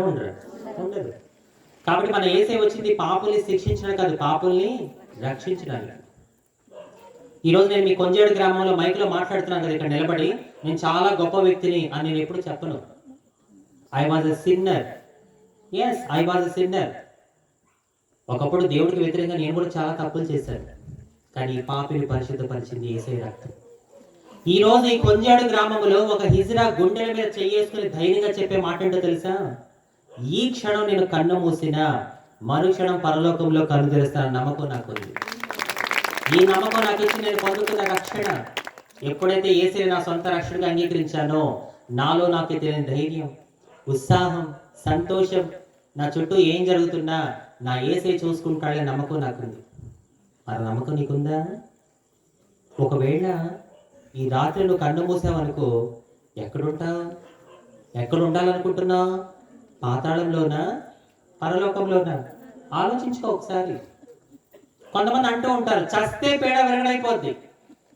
చస్తే ఎప్పుడు పేడ విరగడవదు. అసలు స్టోరీ అప్పుడే మొదలయ్యేది.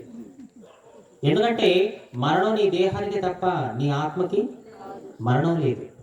అది ఎక్కడో చోట ఉండాలి. దాన్ని నువ్వు ఎక్కడ ఉంచుతావు? పాతాళంలో ఉంచుతావా, పరలోకంలో ఉంచుతావా అనేది నీ చేతుల్లో ఉంది. సహజంగా ఎవరైనా మరణిస్తే అందరూ ఏమంటారు? చచ్చిపోయాడు, చచ్చిపోయింది. ఎక్కడికి పోయాడు? ఎక్కడికి పోయింది? ఒక వ్యక్తి మరణించడంలో క్లారిటీ ఉంది. ఆ మరణించిన వ్యక్తి ఎక్కడికి వెళ్ళాడు అనే దాంట్లో క్లారిటీ ఈ లోకానికి సరిగ్గా లేదు. సహోదరి సహోదరుడా, మరణించిన తర్వాత అసలు ఏం జరుగుతుందో ఈ సమాజానికి సరైన క్లారిటీ లేదు. కొంతమంది ఏమంటారు తెలుసా? చావు అంటే నాకు భయం లేదు, చావుకు నేను ఎప్పుడూ భయపడను అని డైలాగులు కొడుతూ ఉంటారు. అలా చెప్పిన వ్యక్తి చావు దగ్గరికి రాగానే ఏం ఆలోచిస్తాడో తెలుసా? ఇంకొన్ని రోజులు బ్రతికితే బాగుండు, ఇంకొక రోజు బ్రతికితే బాగుండు, ఒక గంట బతికితే బాగుండు అని చెప్పి ఆ వ్యక్తి తహతహలాడుతూ ఉంటాడు. ఎందుకంటే మరణించిన తర్వాత అంతా అయిపోతుంది, నేను ఎక్కడికి వెళ్తాను, నాకేమవుతుంది అనే ఆలోచన మధ్యలో ఆ వ్యక్తికి బ్రతకాలని ఆశపడుతుంది. కానీ యేసు ప్రభుని సొంత రక్షకుడిగా అంగీకరించిన నీకు నాకున్న ఫుల్ క్లారిటీ ఏంటో తెలుసా? మనం మరణించినా ఒకరోజు ఖచ్చితంగా తిరిగి లెగుస్తాము. నమ్మిన వాళ్ళు చప్పట్లు కొడతారా? ఎవరైతే యేసు ప్రభుని సొంత రక్షకుడిగా అంగీకరిస్తారో వారికి ఉన్న క్లారిటీ ఏంటంటే మనం మరణించినా ఒకరోజు ఖచ్చితంగా తిరిగి లెగుస్తాము. మనమందరము కూడా దేవుని ఇల్లైన పరలోకములో దైవ కుమారులుగా, దైవ కుమార్తెలుగా యుగ యుగాలు ఆయనతో కలిసి నివసిస్తాము. ఈ నిరీక్షణ, ఈ విశ్వాసం ఎవరైతే యేసు ప్రభుని సొంత రక్షకుగా అంగీకరిస్తారో వారికి మాత్రమే సాధ్యం. మరి రక్షణ నీకు కావాలా? అంజలి, నీలాగే నేను కూడా రక్షించబడాలి అంటే, యేసు ప్రభుని సొంత రక్షకుగా అంగీకరించాలంటే నేనేం చేయాలి? బైబిల్లో నీకు ఒక మాట చూపిస్తాను. ఆ మాటను మనస్ఫూర్తిగా నమ్మితే చాలు. ఆ మాట ఏంటో చూడండి. రోమిలికి రాసిన పత్రిక 10వ అధ్యాయం 8-9 వచనాలు. అదేమని చెప్పుచున్నది, వాక్యము నీ యొద్దను, నీ నోటను, నీ హృదయములోనూ ఉన్నది. అది మేము ప్రకటించు విశ్వాస వాక్యమే. అదేమనగా, యేసు ప్రభువని నీ నోటితో ఒప్పుకొని, వినండి జాగ్రత్తగా, యేసు ప్రభువని నీ నోటితో ఒప్పుకొని, దేవుడు మృతుల్లో నుండి ఆయన లేపనని నీ హృదయమందు విశ్వసించిన ఎడల నీవు రక్షించబడదు. రైట్. చాలా మంది పాపం బైబిల్ భాష అర్థం కాదు. మీకు అర్థమయ్యే భాషలో చెప్తాను, వినండి. నువ్వు కూడా నాలాగే రక్షించబడాలి అంటే ఏం చేయాలో తెలుసా? నువ్వు ఉన్న చోటే మనస్ఫూర్తిగా ఒకటి నమ్మాలి. ఏమని నమ్మాలి? యేసయ్యే దేవుడి కుమారుడు. ఆయన నేను చేసిన తప్పుల కోసం లేక పాపాల కోసం ఈ భూమి మీదకి వచ్చి నేను పొందాల్సిన శిక్షను ఆయన పొంది నా కోసం ఆయన కలువరిగిరిలో రక్తపోతుగా మారి మరణించి 3వ రోజు సజీవంగా తిరిగి లేచి ఆయన పరలోకంలో నా కొరకు స్థలము సిద్ధపరుస్తున్నాడు. నువ్వు ఎక్కడైతే ఉంటావో అక్కడ మనస్ఫూర్తిగా నమ్మగలిగితే నన్ను రక్షించుకున్న దేవుడు ఈ రాత్రి నిన్ను కూడా రక్షించుకుంటాడు. యేసయ్య నిన్ను నన్ను రక్షించడానికి వచ్చిన రక్షకుడు. రక్షకుడా అంజలి? రక్షకుడు ఎవరికి అవసరం? మీరు చెప్పండి. మంటల్లో కాలిపోతున్న వ్యక్తికి ఎవరు అవసరం? రక్షించేవాడు. ఒక వ్యక్తి నదిలో కొట్టుకెళ్ళిపోతున్నాడు. ఆ నదిలో కొట్టుకెళ్ళిపోయే వ్యక్తికి ఎవరు అవసరం? రక్షించేవాడు. అలాగే పాపిష్టి మనిషి పాపం చేస్తూ పాతాళానికి వెళ్ళిపోతున్నాడు. ఆ పాపిష్టి మనిషికి ఎవరు అవసరం? రక్షించేవాడు. ఆ రక్షకుడి పేరే ప్రభువు అయిన యేసుక్రీస్తు. ఒక రోగికి ఒక డాక్టర్ అవసరం ఎంతైతే ఉందో, ఒక పాపికి ఒక రక్షకుడు అవసరం కూడా అంతే ఉంది. పాప అంటే ఎవరంజలి? లోకంలో క్రీస్తుని అనగానే అన్యులు ఉంటారు కదా, వాళ్ళు అంటారు ఎప్పుడు కూడా, ఈ క్రైస్తవులకి పని పాట లేదండి, ఎప్పుడు చూసినా పాపులు పాపులు పాపులు అంటారు. అసలు పాప అంటే ఎవరండి అనే ప్రశ్న చాలా మందిలో ఉంటుంది. పాపి అని ఎవరిని అంటారో ఒక ఎగ్జాంపుల్తో మీకు అర్థమయ్యే విధానాలు చెప్తాను, జాగ్రత్తగా వినండి. దేవుడు మనిషిని ఈ భూమి మీద ఎంతో ఇష్టముతో తన పోలికలో తన చేతిలో చేసుకొని ఆ మనిషికి దేవుడు చెప్పిన మాట ఏంటో తెలుసా? నాన్న, ఈ లోకాన్నంతా నేను నా నోటితో చేశానురా, కానీ నిన్ను మాత్రం నా పోలికలో నా చేతులతో చేసుకున్నాను. కాబట్టి నువ్వంటే నాకు చాలా ఇష్టం బంగారం. నువ్వేం చేయాలో తెలుసా? ఈ భూమి మీద నాకు నచ్చినట్టుగా జీవిస్తే చాలు అని దేవుడు మనిషికి చెప్పాడు. ఈ మనిషి ఏం చేశాడు? ఈ భూమి మీద దేవుడి పోలికలో చేయబడి, దేవుడి చేతితో చేయబడి, ఈ మనిషి దేవుడికి నచ్చినట్టుగా జీవించకుండా తనకు నచ్చినట్టుగా జీవిస్తూ దొంగతనం, అబద్ధం, వ్యభిచారం, మోసం, హత్య, లంచం తీసుకోవటం, ఇక్కడ మాటలు అక్కడ, అక్కడ మాటలు ఇక్కడ చెప్పడం, ఇలాంటివన్నీ చేస్తూ భూమి మీద ఈ మనిషి దేవుడికి వ్యతిరేకంగా జీవించడం మొదలుపెట్టాడు. ఇక్కడున్న మనందరికీ తెలిసిన ఒక నిజమేంటి? మంచి చేస్తే స్వర్గానికి వెళ్తాం, చెడు చేస్తే నరకానికి వెళ్తాం. మరి మనలో తప్పు చేయని వాళ్ళు ఎవరు? ఒక ప్రశ్న అంజలి, నేను పుట్టిన దగ్గర నుంచి ఇప్పటి వరకు ఏ తప్పు చేయలేదు తెలుసా నీకు అన్నవాళ్ళు ఉంటే నిల్చుంటారా ప్లీజ్? ఉన్నారా ఎనీబడి? Nobody here. మైకులో మాట్లాడుతున్న నాతో సహా ఇక్కడున్న మనం అందరము కూడా పుట్టిన దగ్గర నుంచి ఇప్పటి వరకు ఆలోచన ద్వారానో, చూపు ద్వారానో, వినడం ద్వారానో, నోటి ద్వారానో, చేతుల ద్వారానో, దేహం ద్వారానో ఇక్కడున్న మనం అందరము పుట్టిన దగ్గర నుంచి ఇప్పటి వరకు ఏదో ఒక తప్పు, గట్టిగా చెప్పు, చేసిన వాళ్ళు. ఒకవేళ ఇక్కడున్న మనలో తప్పు చేసిన వాళ్ళ లిస్టు తీయండి. ఇక్కడ ఇంతమంది ఉన్నారు కదా, వీళ్ళలో తప్పులు చేసిన వాళ్ళ లిస్టు తీయండి అంటే ఆ లిస్టులో ఫస్ట్ పేరు నాకే ఉంటుంది. Yes, I'm telling openly, because I know what I was once upon a time. I know what I did. ఒకప్పుడు నా నీచమైన బ్రతికేంటో నాకు బాగా తెలుసు. అందుకే పౌలు గారు కూడా అంటారు, పాపులలో నేను ప్రధానుడను అని చెప్పి. ఇప్పుడు చెప్పండి, తప్పు చేసిన వ్యక్తికి శిక్ష పడాలా వద్దా? గొంతులు రావట్లా, ఇరుక్కుంది ఏమన్నా గొంతులు? మరి గట్టిగా చెప్పవే. తప్పు చేసిన వ్యక్తికి శిక్ష పడాలా వద్దా? ఖచ్చితంగా పడాలి. మరి ఈ భూమి మీద ప్రతి మనిషి చేసిన తప్పుకి వచ్చే శిక్ష ఏంటి? నరకం, మరణం. అప్పుడు దేవుడు ఏం చేశాడంటే, అయ్యో అయ్యో, నా స్వరూపంలో అల్లారు ముద్దుగా చేసుకున్న నా కుమారుడు నా కుమార్తె వీళ్ళందరూ కూడా ఈ భూమి మీద తప్పులు చేసి నాకు వ్యతిరేకంగా జీవించి వీళ్ళందరూ నరకానికి వెళ్ళిపోతున్నారు. అలా జరగడానికి వీల్లేదు. నేను వీళ్ళని ఎంతో ప్రేమించి నా స్వరూపంలో నా చేతితో చేసుకున్నాను. నా పిల్లలు నరకంలో ఉండడం నాకు ఇష్టం లేదని చెప్పి దేవుడు ఏం చేశాడంటే, తన ఏకైక కుమారుడిని యేసయ్యని ఈ లోకానికి పంపించాడు. ఆ యేసయ్య ఎందుకు వచ్చాడు? నువ్వు నేను చేసిన తప్పులకు పొందాల్సిన శిక్షని ఆయన మీద వేసుకొని ఆయన మన కోసం రక్తం చిందించాడు. మనకున్న గ్రంథాలు ఘోషించి చెప్పే ఒక మాట ఏంటో తెలుసా? రక్త ప్రోక్షణం పాప వినాశనం. ఏంటిది? రక్త ప్రోక్షణం పాప వినాశనం. అంజలి, ఆ మాటకు అర్థం ఏంటి? రక్త ప్రోక్షణం పాప వినాశనం అంటే ఈ భూమి మీద ప్రతి మనిషి చేసిన తప్పులకి లేక పాపాలకి రక్తము చిందించబడితేనే పాప విముక్తి కలుగుతుంది. అది ఆ మాటకు అర్థం. మరి ఈ భూమి మీద ప్రతి మనిషి చేసిన తప్పులకి రక్తం చిందించింది ఎవరు? గట్టిగా చెప్పండి.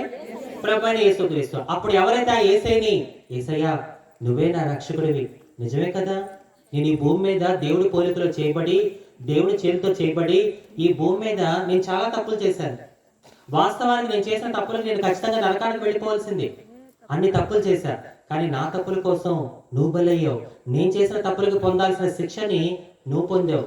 ఈ భూమి మీద ఒకవేళ నా తప్పుల కోసం శిక్ష అనుభవించాల్సి వస్తే నా భార్య అనుభవిస్తుందా? ఒకవేళ నువ్వు చేసిన తప్పులకి ప్రాణం పెట్టాల్సి వస్తే నీ భర్త నీ కోసం ప్రాణం పెడతాడా? నీ భార్య నీ కోసం ప్రాణం పెడుతుందా? నీ పిల్లలు పెడతారా? ఎవ్వరూ పెట్టరు. నువ్వు ఈ భూమి మీద చేసిన తప్పుల కోసం నీ కోసం చచ్చిపోవాల్సి వస్తే ఈ భూమి మీద నీ కోసం నా కోసం ప్రాణం పెట్టేవాళ్ళు ఎవరు కూడా లేరు. కాబట్టి యేసయ్య, నేను చేసిన తప్పుల కోసం నువ్వు ప్రాణం పెట్టావు. ఈ భూమి మీద నా కోసం ఎవరు చేయని త్యాగాన్ని నువ్వు నా కోసం చేసావు. కాబట్టి యేసయ్య నువ్వే నా రక్షకుడివి అని ఎవరైతే ఈ రాత్రి మనస్ఫూర్తిగా నమ్ముతారో ఆ వ్యక్తికి నరకానికి వెళ్ళవలసిన అవసరం ఉండనే ఉండదు. నమ్మిన వాళ్ళు చప్పట్లు కొట్టి యేసుని కనపరచండి. రైట్. కొంజేడు గ్రామంలో మైక్ ద్వారా అయిన మాటలు వింటున్న ప్రియ సహోదరి సహోదరుడా, యేసయ్య మాట్లాడుతున్నా ఈ చివరి 2 నిమిషాల మాటలు జాగ్రత్తగా వింటావా? ఏంటి? యేసయ్య మాట్లాడుతున్న చివరి 2 నిమిషాల మాటల ఏంటవి? జాగ్రత్తగా విను. ఈ ఇహలోకంలో మనిషి తనకున్న జ్ఞానాన్ని బట్టి, తనకున్న శక్తిని బట్టి, తనకున్న స్థితిగతులను బట్టి ఆ మనిషికి ఏమన్నా చెప్పుకునే అవకాశం ఉంది. కొంతమంది నేను జ్ఞానిని అంటుంటారు. కొంతమంది నా అంత గొప్పవాడు ఈ లోకంలో ఎవరూ లేరు అంటుంటారు. మరికొంతమంది నేనే దేవుణ్ణి అని చెప్పుకునేవారు కూడా ఈ లోకంలో ఉన్నారా లేదా? ఉన్నారు. అయితే ఎవరైనా ఒక వ్యక్తి ఆ వ్యక్తి నేనే దేవుణ్ణి అని చెప్పుకుంటున్నాడు అంటే అలా చెప్పుకునే వ్యక్తి దేవుడా కాదా అని నిర్ధారించేది మరణం. ఏది నిర్ధారిస్తుంది? ఆ వ్యక్తి దేవుడా కాదా అని నిర్ధారించేది మరణం. ఎందుకని? దేవుడు మాత్రమే మరణాన్ని జయించగలడు. మరణం ఎవరినైతే జయిస్తుందో ఆ వ్యక్తి ఎప్పటికీ దేవుడు కాలేడు. మరణానికి ఉన్న శక్తి అంటే తెలుసా మీకు? నువ్వు ఎంత గొప్ప అందగాడివైనా, ఎంత గొప్ప అందగత్తివైనా, మిస్ వరల్డ్, మిస్టర్ వరల్డ్ అంటుంటారు కదా, richest man in the world, ప్రపంచంలో నువ్వు ఎంత గొప్ప ధనవంతుడైనా, ఎంత గొప్ప జ్ఞానివైనా ఒకరోజు ఖచ్చితంగా మరణానికి తలవంచాల్సిందే. ఆ మరణం చెప్పే మాట ఏంటో తెలుసా? ఏయ్, నువ్వు ఎవరివైతే నాకేంటి, ఒకరోజు నువ్వు నా మాట వినాల్సిందే, నాకు లోపడాల్సిందే అంటుంది మరణం. కానీ అలాంటి మరణాన్ని సైతం తనకి లోపరుచుకున్నవాడు, అలాంటి మరణాన్ని కూడా తనకు తలవంచేలా చేసుకున్నవాడు, అది ఈ లోకములో మన యేసయ్యకి మాత్రమే సాధ్యమైంది. దగ్గరగా చప్పట్లు కొట్టాలి యేసయ్యకి. ఈ భూమి మీద వాళ్ళు ఎంత గొప్పవాళ్ళైనా కావచ్చు, వాళ్ళందరికీ జయంతి ఉంది, వర్ధంతి ఉంది. కానీ తిరిగి లేచిన 3వ దినం, అదే పునరుద్ధాన దినం, మనము నమ్ముకొని ఆరాధిస్తున్న యేసయ్యకి మాత్రమే ఉంది. ఆయన మరణాన్ని గెలిచాడు. ఈ రాత్రి నిన్ను కూడా గెలిపించగల సమర్థుడు. లోకం అంటది అందరిలాగా ఏసే పుట్టాడు, అందరిలాగా ఏసే మరణించాడు. కానీ మన ఏసే తిరిగి లేచినట్టుగా అందరూ తిరిగి లేవలేదు. మరణించి తిరిగి లేచిన వారు ఈ భూమి మీద ఇంకొకరు లేరు కాబట్టి మనకున్న చరిత్రని క్రీస్తు పూర్వం, క్రీస్తు శకమని రెండుగా విభజించారు. కొట్టు చప్పట్లు వేసే గట్టిగా. కొంజేడు గ్రామమా, ప్రపంచంలో మరణించి తిరిగి లేచిన వారు ఇంకొకరు లేరు కాబట్టి మనకున్న చరిత్రని క్రీస్తు పూర్వం, క్రీస్తు శకం అని చెప్పి రెండుగా విభజించారు. That's why I always say dear God's people, a living man needs a living God. Konjedu గ్రామములో మైక్ ద్వారా ఆయన మాటలు వింటున్నప్పుడు ఈ సహోదరుడు ఈ చివరి మాట జాగ్రత్తగా విను. బ్రతికున్న మనిషికి బ్రతికున్న దేవుడే కావాలి. నేను ప్రకటిస్తున్న యేసయ్య చావు ఇచ్చిన సజీవుడు, మరణాన్ని ఓడించిన మృత్యుంజయుడు. ఆ యేసయ్య ఎంత గొప్ప దేవుడో ఈ రాత్రి ఇక్కడున్న గ్రామానికి, ప్రజలకి తెలియజేయడం కోసమే దేవుడైన సేవకులైన నన్ను మీ మధ్యలో ఉంచారు. విత్తబడిన ఈ వాక్యము మనందరి జీవితాల్లో ఫలించును గాక. ఏ వాక్యం అయితే దేవుడు మన హృదయాల్లో నాటాడో ఆ వాక్యము అపవాది వచ్చి ఎత్తుకెళ్ళిపోకుండా అంతము వరకు దేవుడు దాన్ని మన హృదయంలో భద్రపరచును గాక. మీరు నామకార్థమైన క్రైస్తవులుగా కాకుండా నిజమైన క్రైస్తవులుగా దేవుడి దృష్టిలో యథార్థంగా జీవిస్తూ అంతవరకు నమ్మకంగా జీవించి ఆయన రాజ్య వారసులుగా ఇక్కడున్న మీరందరూ ఉందురు గాక.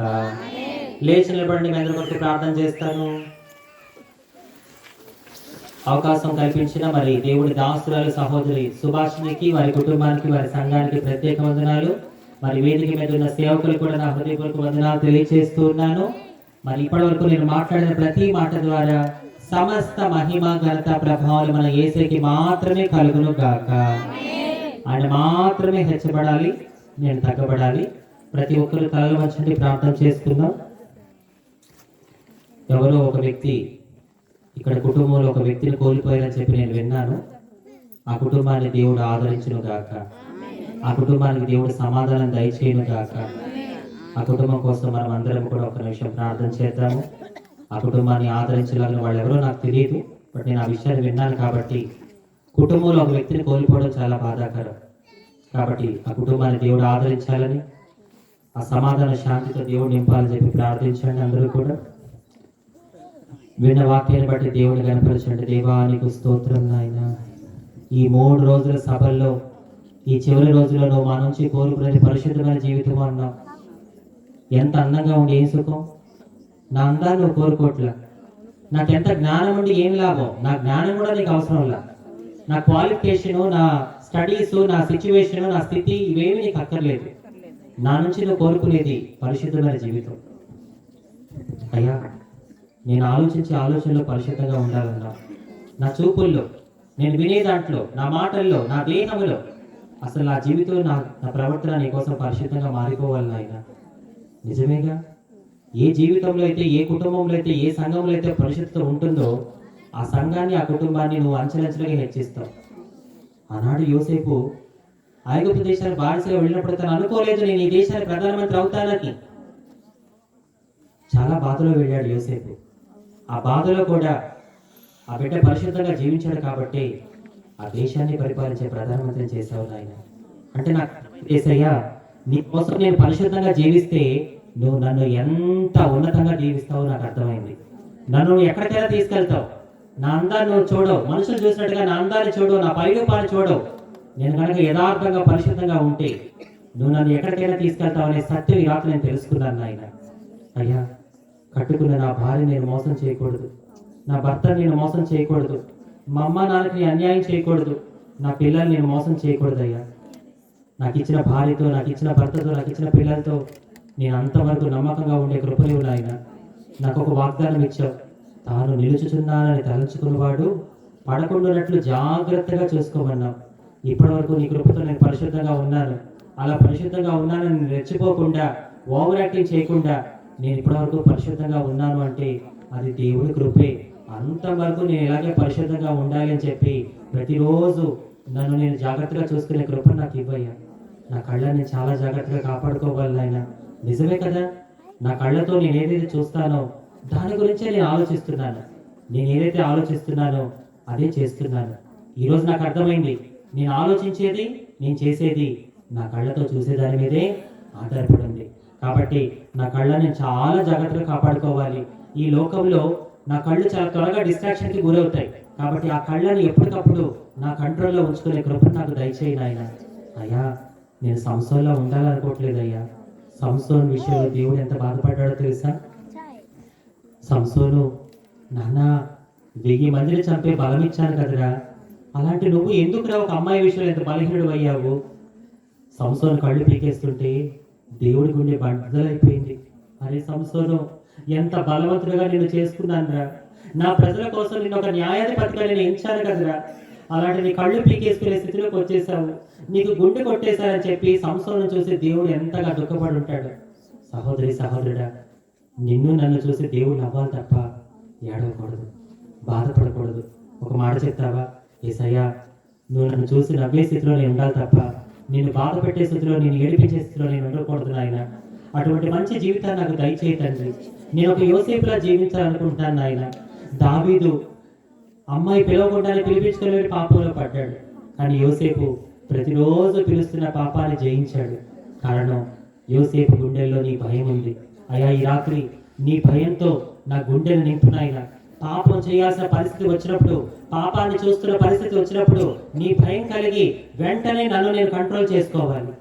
అయ్యా, నా మీద నాకు కంట్రోల్ దయచేయి నాయన. ఈ రాత్రి నుంచి నా ఆత్మ చెప్పినట్టుగా నా దేహం వినాలి. అలాంటి ఒక కంట్రోల్ నాకు దయచేస్తావా? నీ వాక్యం చెప్తుంది, పట్టణమును పట్టుకొని వాడి కంటే తన మనస్సును స్వాధీనపరుచుకుని వాడు శ్రేష్ఠుడు అని చెప్పి నీ మీద నీకు కంట్రోల్ ఉండాలి. అయ్యా, నా చూపుని ఒక కంట్రోల్లో పెట్టు, నా తలంపుని ఒక కంట్రోల్లో పెట్టు. నేను వినేది కంట్రోల్లో ఉండాలి, నా మాటలు కంట్రోల్లో ఉండాలి, నా ప్రవర్తన కంట్రోల్లో ఉండాలి. ఎక్కడా కూడా హద్దు మీరకూడదు, బార్డర్ క్రాస్ అవ్వకూడదు నాయన.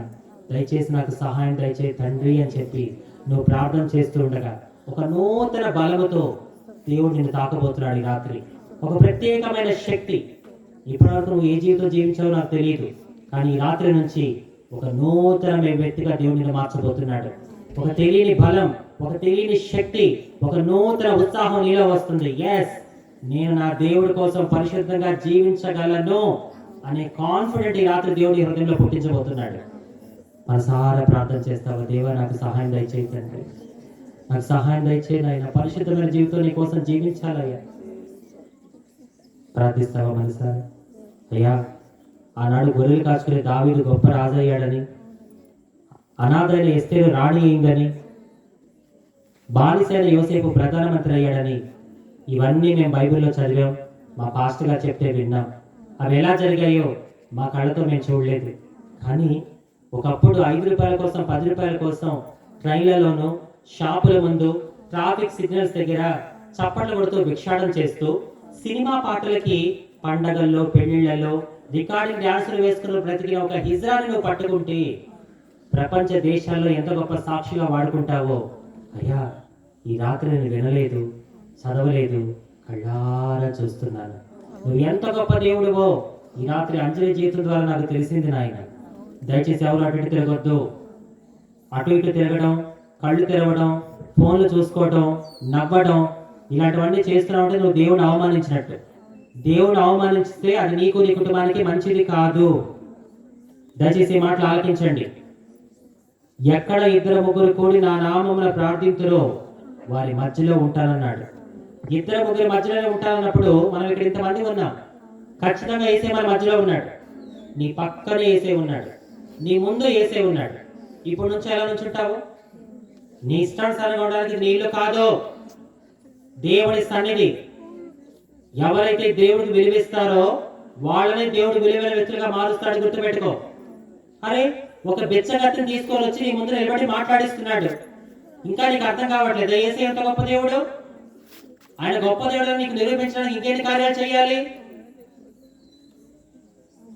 ఒక పోలీస్ దగ్గరికి వెళ్తే ఎలా నిలబడతావు? ఒక లాయర్ దగ్గరికి వెళ్ళి ఎలా నుంచుంటావు? లాయర్ దగ్గరికి వెళ్తే ఒక ఎమ్మెల్యే దగ్గరికో, ఒక సర్పంచ్ దగ్గరికో, లేదా మీ గ్రామ లీడర్ దగ్గరికో వెళ్ళావు, ఎలా నుంచుంటావు? చేతులు కట్టుకొని. ఒక మనిషికి నువ్వు అంత విలువిస్తే మనిషిని చేసిన దేవుడికి ఇంకెంత విలువ ఇవ్వాలి? గుర్తుపెట్టుకోండి, దేవుడికి నేను కాకపోతే మీరు, మీరు కాకపోతే ఇంకొకరు, కానీ మనకు మాత్రం ఆయన ఒక్కడే. మనకి వేరే ఛాన్సే లేదు. ఎవరైతే ఇప్పుడు దేవుడి సన్నిధిలో ఆయన విలువిస్తారో వాళ్ళనే దేవుడు విలువైన వ్యక్తులుగా మారుస్తాడు. పరుగు పందెంలో 10 మంది పరిగెడుతున్నారు. ఎంతమంది ఫస్ట్ వస్తారు? ఒక్కడే. ఆ ఒక్కదాని రాత్రి నువ్వు అయిపోను గాక, ఆ ఒక్కడివి నువ్వు అయిపోను గాక. ఆనాడు బెతెస్దా కోనేరులో ఎప్పుడైతే దేవదూత వచ్చి కదిలించిందో ఆ నీళ్ళని, ఫస్ట్ దిగినోడికే స్వస్థత, రెండోసారి దిగినోడికి రాలా. అంటే దాని అర్థం ఏంటి తెలుసా? దేవుడి సన్నిధిలో ఎవరైతే అలర్ట్ గా ఉంటారో వాళ్ళకే దీవెనలు. ఇక్కడున్న మిమ్మల్ని అందరూ దేవుడు దీవిస్తాడు. నేను ఎప్పుడు అబద్ధం చెప్పను. ఇక్కడున్న అందరూ దీవించబడరు, కొంతమందికి మాత్రమే. పిలువబడిన వారు అనేకులు, ఏర్పరచబడిన వారు కొందరే. కొంతమంది ఇక్కడ దీవెన పొందుకుంటున్నారు. ఆ కొంతమంది ఎవరు నాకు తెలియదు, కానీ ఆ కొంతమంది ఎవరో తెలుసా? ఎవరైతే దేవుడికి విలువిస్తారో, దేవుడి సన్నిధికి విలువిస్తారో, భయభక్తులతో ఆయన సన్నిధిలో నుంచుంటారో వాళ్ళకి ఆ దీవెన పొందుకునే అవకాశం. కాబట్టి పరిశుద్ధాత్ముడు మన మధ్యలో సంచరిస్తున్నాడు. అటు ఇటు తిరగకుండా దేవుడు నన్ను చూస్తున్నాడనే భయం నీకు నిజంగా ఉంటే భక్తి శ్రద్ధలతో నిలబడాలి. పరిశుద్ధాత్ముడు మన మధ్యలో ఉన్నాడు. ఈ మాటలు జాగ్రత్తగా వినండి. నేను ఇంకా బాప్తీసం తీసుకోలేదు. ఈ రాత్రి యేసే నాతో మాట్లాడాడు. నేను బాప్తీసం తీసుకోవాలనుకుంటున్నాను, నా కోసం ప్రార్థన చేయండి అన్నవాళ్ళు ఉంటే మీ కుడి హస్తాలు పైకెత్తండి, మీకోసం ప్రార్థన చేస్తాను. నేను ఇంకా బాప్తీసం తీసుకోలేదు. ఈ రాత్రి యేసే నాతో మాట్లాడాడు. నేను బాప్తీసం తీసుకోవాలనుకుంటున్నాను, నా కోసం ప్రార్థన చేయండి అన్నవాళ్ళు ఎవరైనా ఉంటే మీ కుడి హస్తాలు పైకెత్తండి, మీకోసం ప్రార్థన చేస్తాను. కొంతమంది చూపిస్తున్నారు. ఎవరైతే బాప్తీసాల కోసం చేయి పైకి చూపించారో దయచేసి మీరు వేదిక ముందుకు రండి, మీకు నూనె రాసి ప్రార్థన చేస్తాను. ఎవరైతే బాప్తీసాల కోసం చేయి పైకి ఎత్తారో వాళ్ళు మాత్రమే వేదిక ముందుకు రండి, మీకు నూనె రాసి ప్రార్థన చేస్తాను. ఇక్కడ నుంచి అమ్మ వచ్చి చేయి చూపించి రాకుండా ఉండద్దు. దేవుడు చూశాడు. చేయి చూపించి రాకుండా ఉన్నావా, తర్వాత నువ్వు చాలా బాధపడతావు, గుండెలు కొట్టుకోవాల్సి వస్తుంది. జాగ్రత్త. ఏం లేదు, బాప్తీసాల కోసం ఎవరైతే సిద్ధపడ్డారో చేయి చూపించారో వాళ్ళు మాత్రమే ముందుకు రండి, అందరూ రావద్దు. మీకు నూనె రాసి ప్రార్థన చేస్తాను. బలవంతం ఏమీ లేదు. నేను ఎవరిని బలవంతం చేయట్లా. మీరెవరో కూడా నాకు తెలియదు. ఇక్కడ ఎవ్వరూ నాకు పరిచయం లేదు. అందరూ ఇక్కడికి వచ్చాకే పరిచయం. మీ పాస్టర్ ఉన్నారు కదా సుభాష్ని, ఆమె కూడా ఇక్కడికి వచ్చాకే పరిచయం. ఒక 2 గంటల కింద నాకు పరిచయం అయింది. మీరెవ్వరూ నాకు తెలియదు. కాబట్టి నేను మిమ్మల్ని ఎవరిని బలవంతం చేయట్లేదు. మీ మనసుకు అనిపిస్తే క్లియర్గా చెప్తున్నాను, నేను ఇంకా బాప్తీసం తీసుకోలేదు. ఈ రాత్రి అంజలి జీవితం ద్వారా, అంజలి ద్వారా దేవుడు నాతో స్పష్టంగా మాట్లాడాడు. కాబట్టి నేను బాప్తీసం తీసుకోవాలనుకుంటున్నాను, నా కోసం ప్రార్థన చేయండి అన్నవాళ్ళు మాత్రమే ముందుకు రండి, మీకు నూనె రాసి ప్రార్థన చేస్తా. సింపుల్. మిమ్మల్ని ఎవరు ఫోర్స్ చేయట్లే, ఎవరు బలవంతం చేయట్లే. 10 మంది వచ్చారు. చప్పట్లు కొట్టు గట్టిగా జరగాలి. దేవుడికి స్తోత్రం. Hallelujah. Praise God, praise God. బాప్తీసాలకు వచ్చిన వాళ్ళు మాత్రమే నా ముందు నుంచోండి. 2 బ్రదర్స్ వచ్చారు, ముందుకు జరగండి. కిట్నీ లోడు 11 మంది వచ్చారు. దేనికమ్మా? బాప్తీసాలకు వచ్చారా? తీసుకున్న పక్కకు నుంచోండి కాసేపు. ఫస్ట్ బాప్తీసాల కోసం వినండి. దేవుడికి మన అవసరాలు తీర్చడం కన్నా ముఖ్యమైనది మన ఆత్మని రక్షించడం.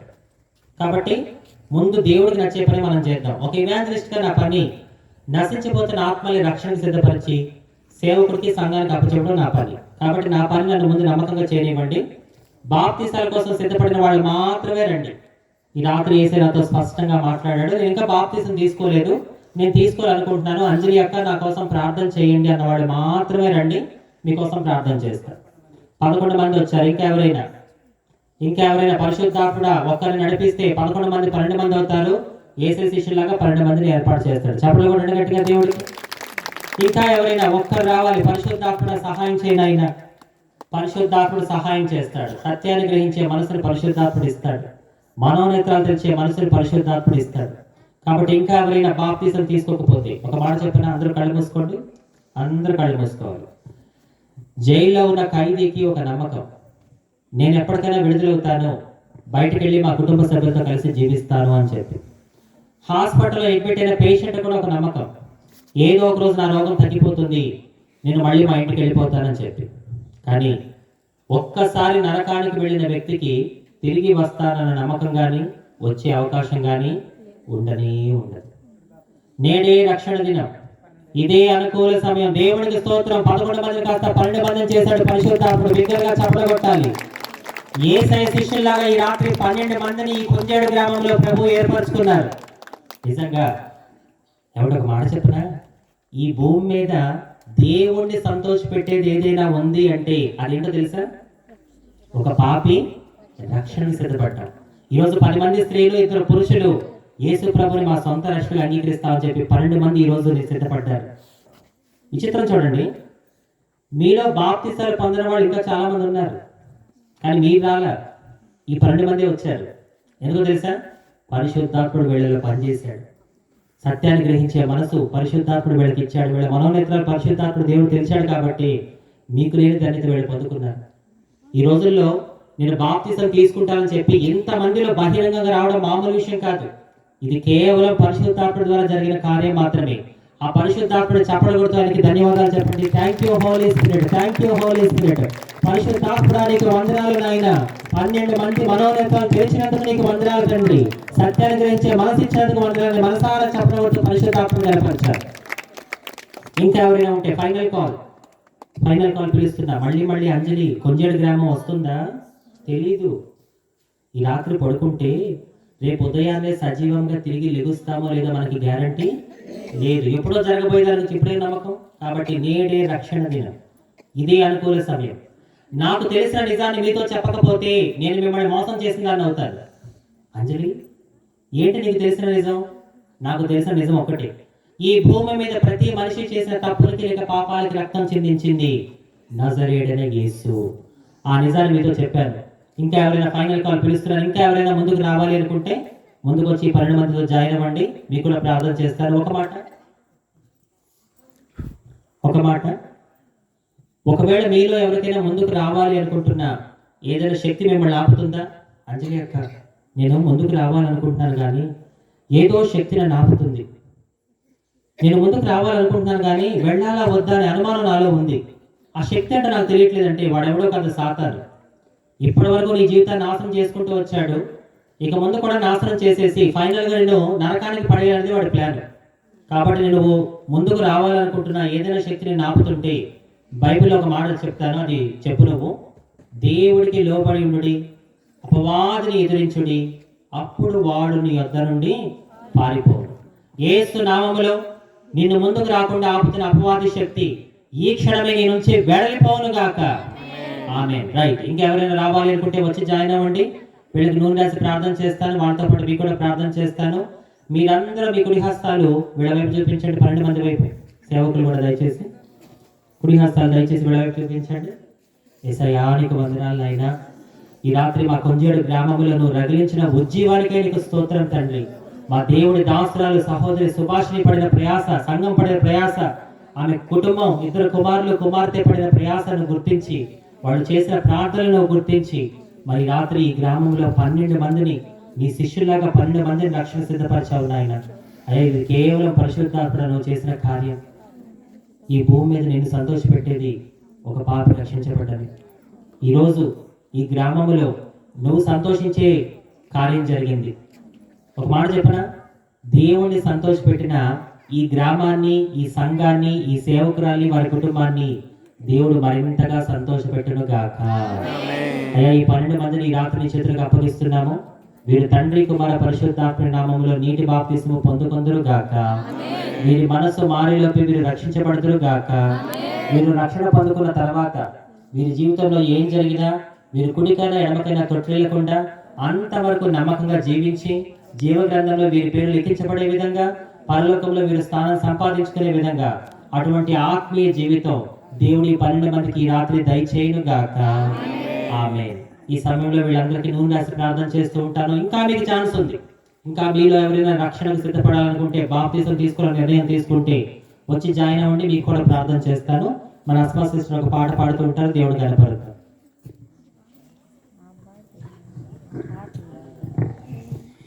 కన్నుల జారిన కన్నీళ్ళు తడిపిన దేవుని పాదాలు, ఇప్పటి నుండి నీ కళ్ళు చూచున దేవుని కార్యాలు.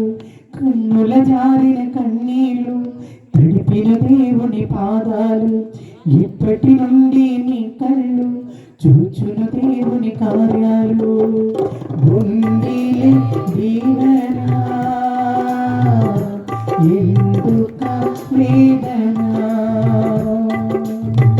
పొందిన యాతన దేవుడే మరచునా. కన్నుల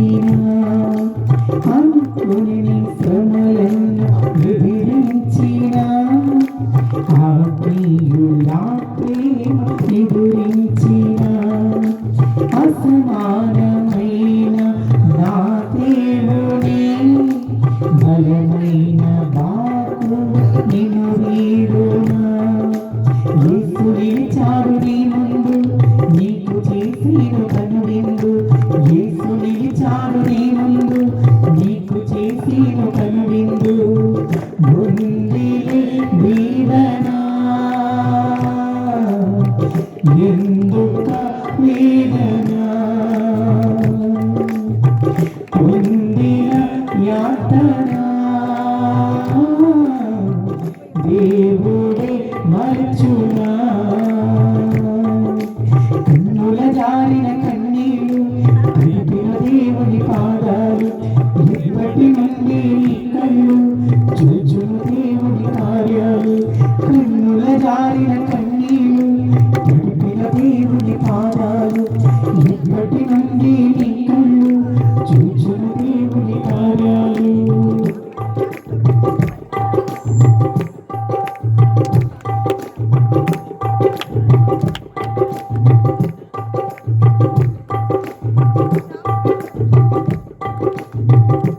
చాలు నాన్న. దేవుడికి స్తోత్రం. మీకు ఒక విషయం తెలుసా? ఇక్కడ వీళ్ళకి నూనె రాసి ప్రార్థన చేస్తున్నప్పుడు దేవుడు ఒక అద్భుతం చేశాడు. ఏంటో తెలుసా? 12 మందిని కాస్త ఎంతమందిని చేశాడు? 14 మందిని దేవుడు చేశాడు. గట్టిగా చెప్పడం కూడా కనపరచండి.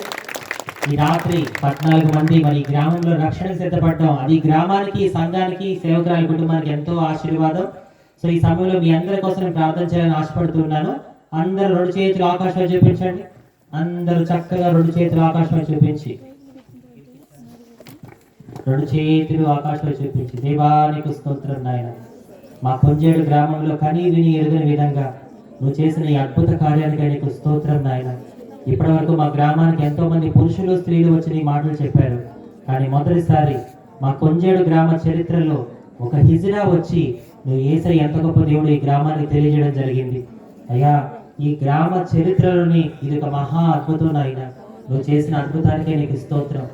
ఒక బిచ్చగత్తె స్థితిని మార్చిన యేసు నా స్థితిని కూడా మార్చున్నాయి. నీకు అసాధ్యమైనది ఏదీ లేదు. ఎక్కడో రోడ్ల మీద, ట్రైన్లలోనూ చేయి చాపుతూ సినిమా పాటలకి డ్యాన్సులు వేసుకుంటున్న అంజలినే నువ్వు ఇంత అద్భుతంగా మార్చగలిగితే ఒక మురికి జీవితాన్ని నువ్వు ముత్యంలా చేసావుగా. ఒక గొంగలి పురుగుని సీతాలు చిలుకుగా మలిచావుగా. ఒక హిజ్రాని వజ్రాన్ని చేసావు కదా నాయన. నీకు అసాధ్యమైనది ఏది ఉందయ్యా? ఈరోజు అంజలి జీవితం ద్వారా యేసయ్యా నువ్వు ఎంత గొప్ప దేవుడివో, ఎవరి స్థితినైనా ఎంత అద్భుతంగా మారుస్తావో నాకు క్లియర్గా క్లారిటీ వచ్చింది. ఒక మాట చెప్పనా? God never calls the qualified, but He qualifies the called. If God has to do great things by making stand and use of a most common person, I, Anjali, is the best example for that.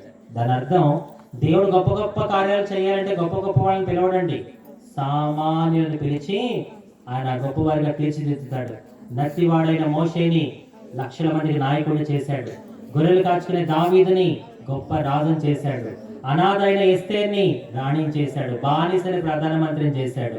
ఒక హంతకుడు, ఒక దుర్మార్గుడు సౌలుని పౌలుగా మార్చాడు దేవుడు. పౌలు ఎలాంటివాడో తెలుసా? చరిత్ర చెప్తుంది. మొన్న రీసెంట్గా నేను తెలుసుకున్నాను. పౌలు అంటే సౌలుగా ఉన్నప్పుడు ఒక స్త్రీ, గర్భవతి అయిన స్త్రీ, ఆమె క్రైస్తవురాలని తెలిసి ఆమె గర్భాన్ని కోసి ఆమె గర్భంలో ఉన్న పిండాన్ని బయటికి లాగి చంపేశాడంట దారుణంగా. అంత దుర్మార్గుడైన సౌలును దేవుడు పౌలుగా మార్చాడు.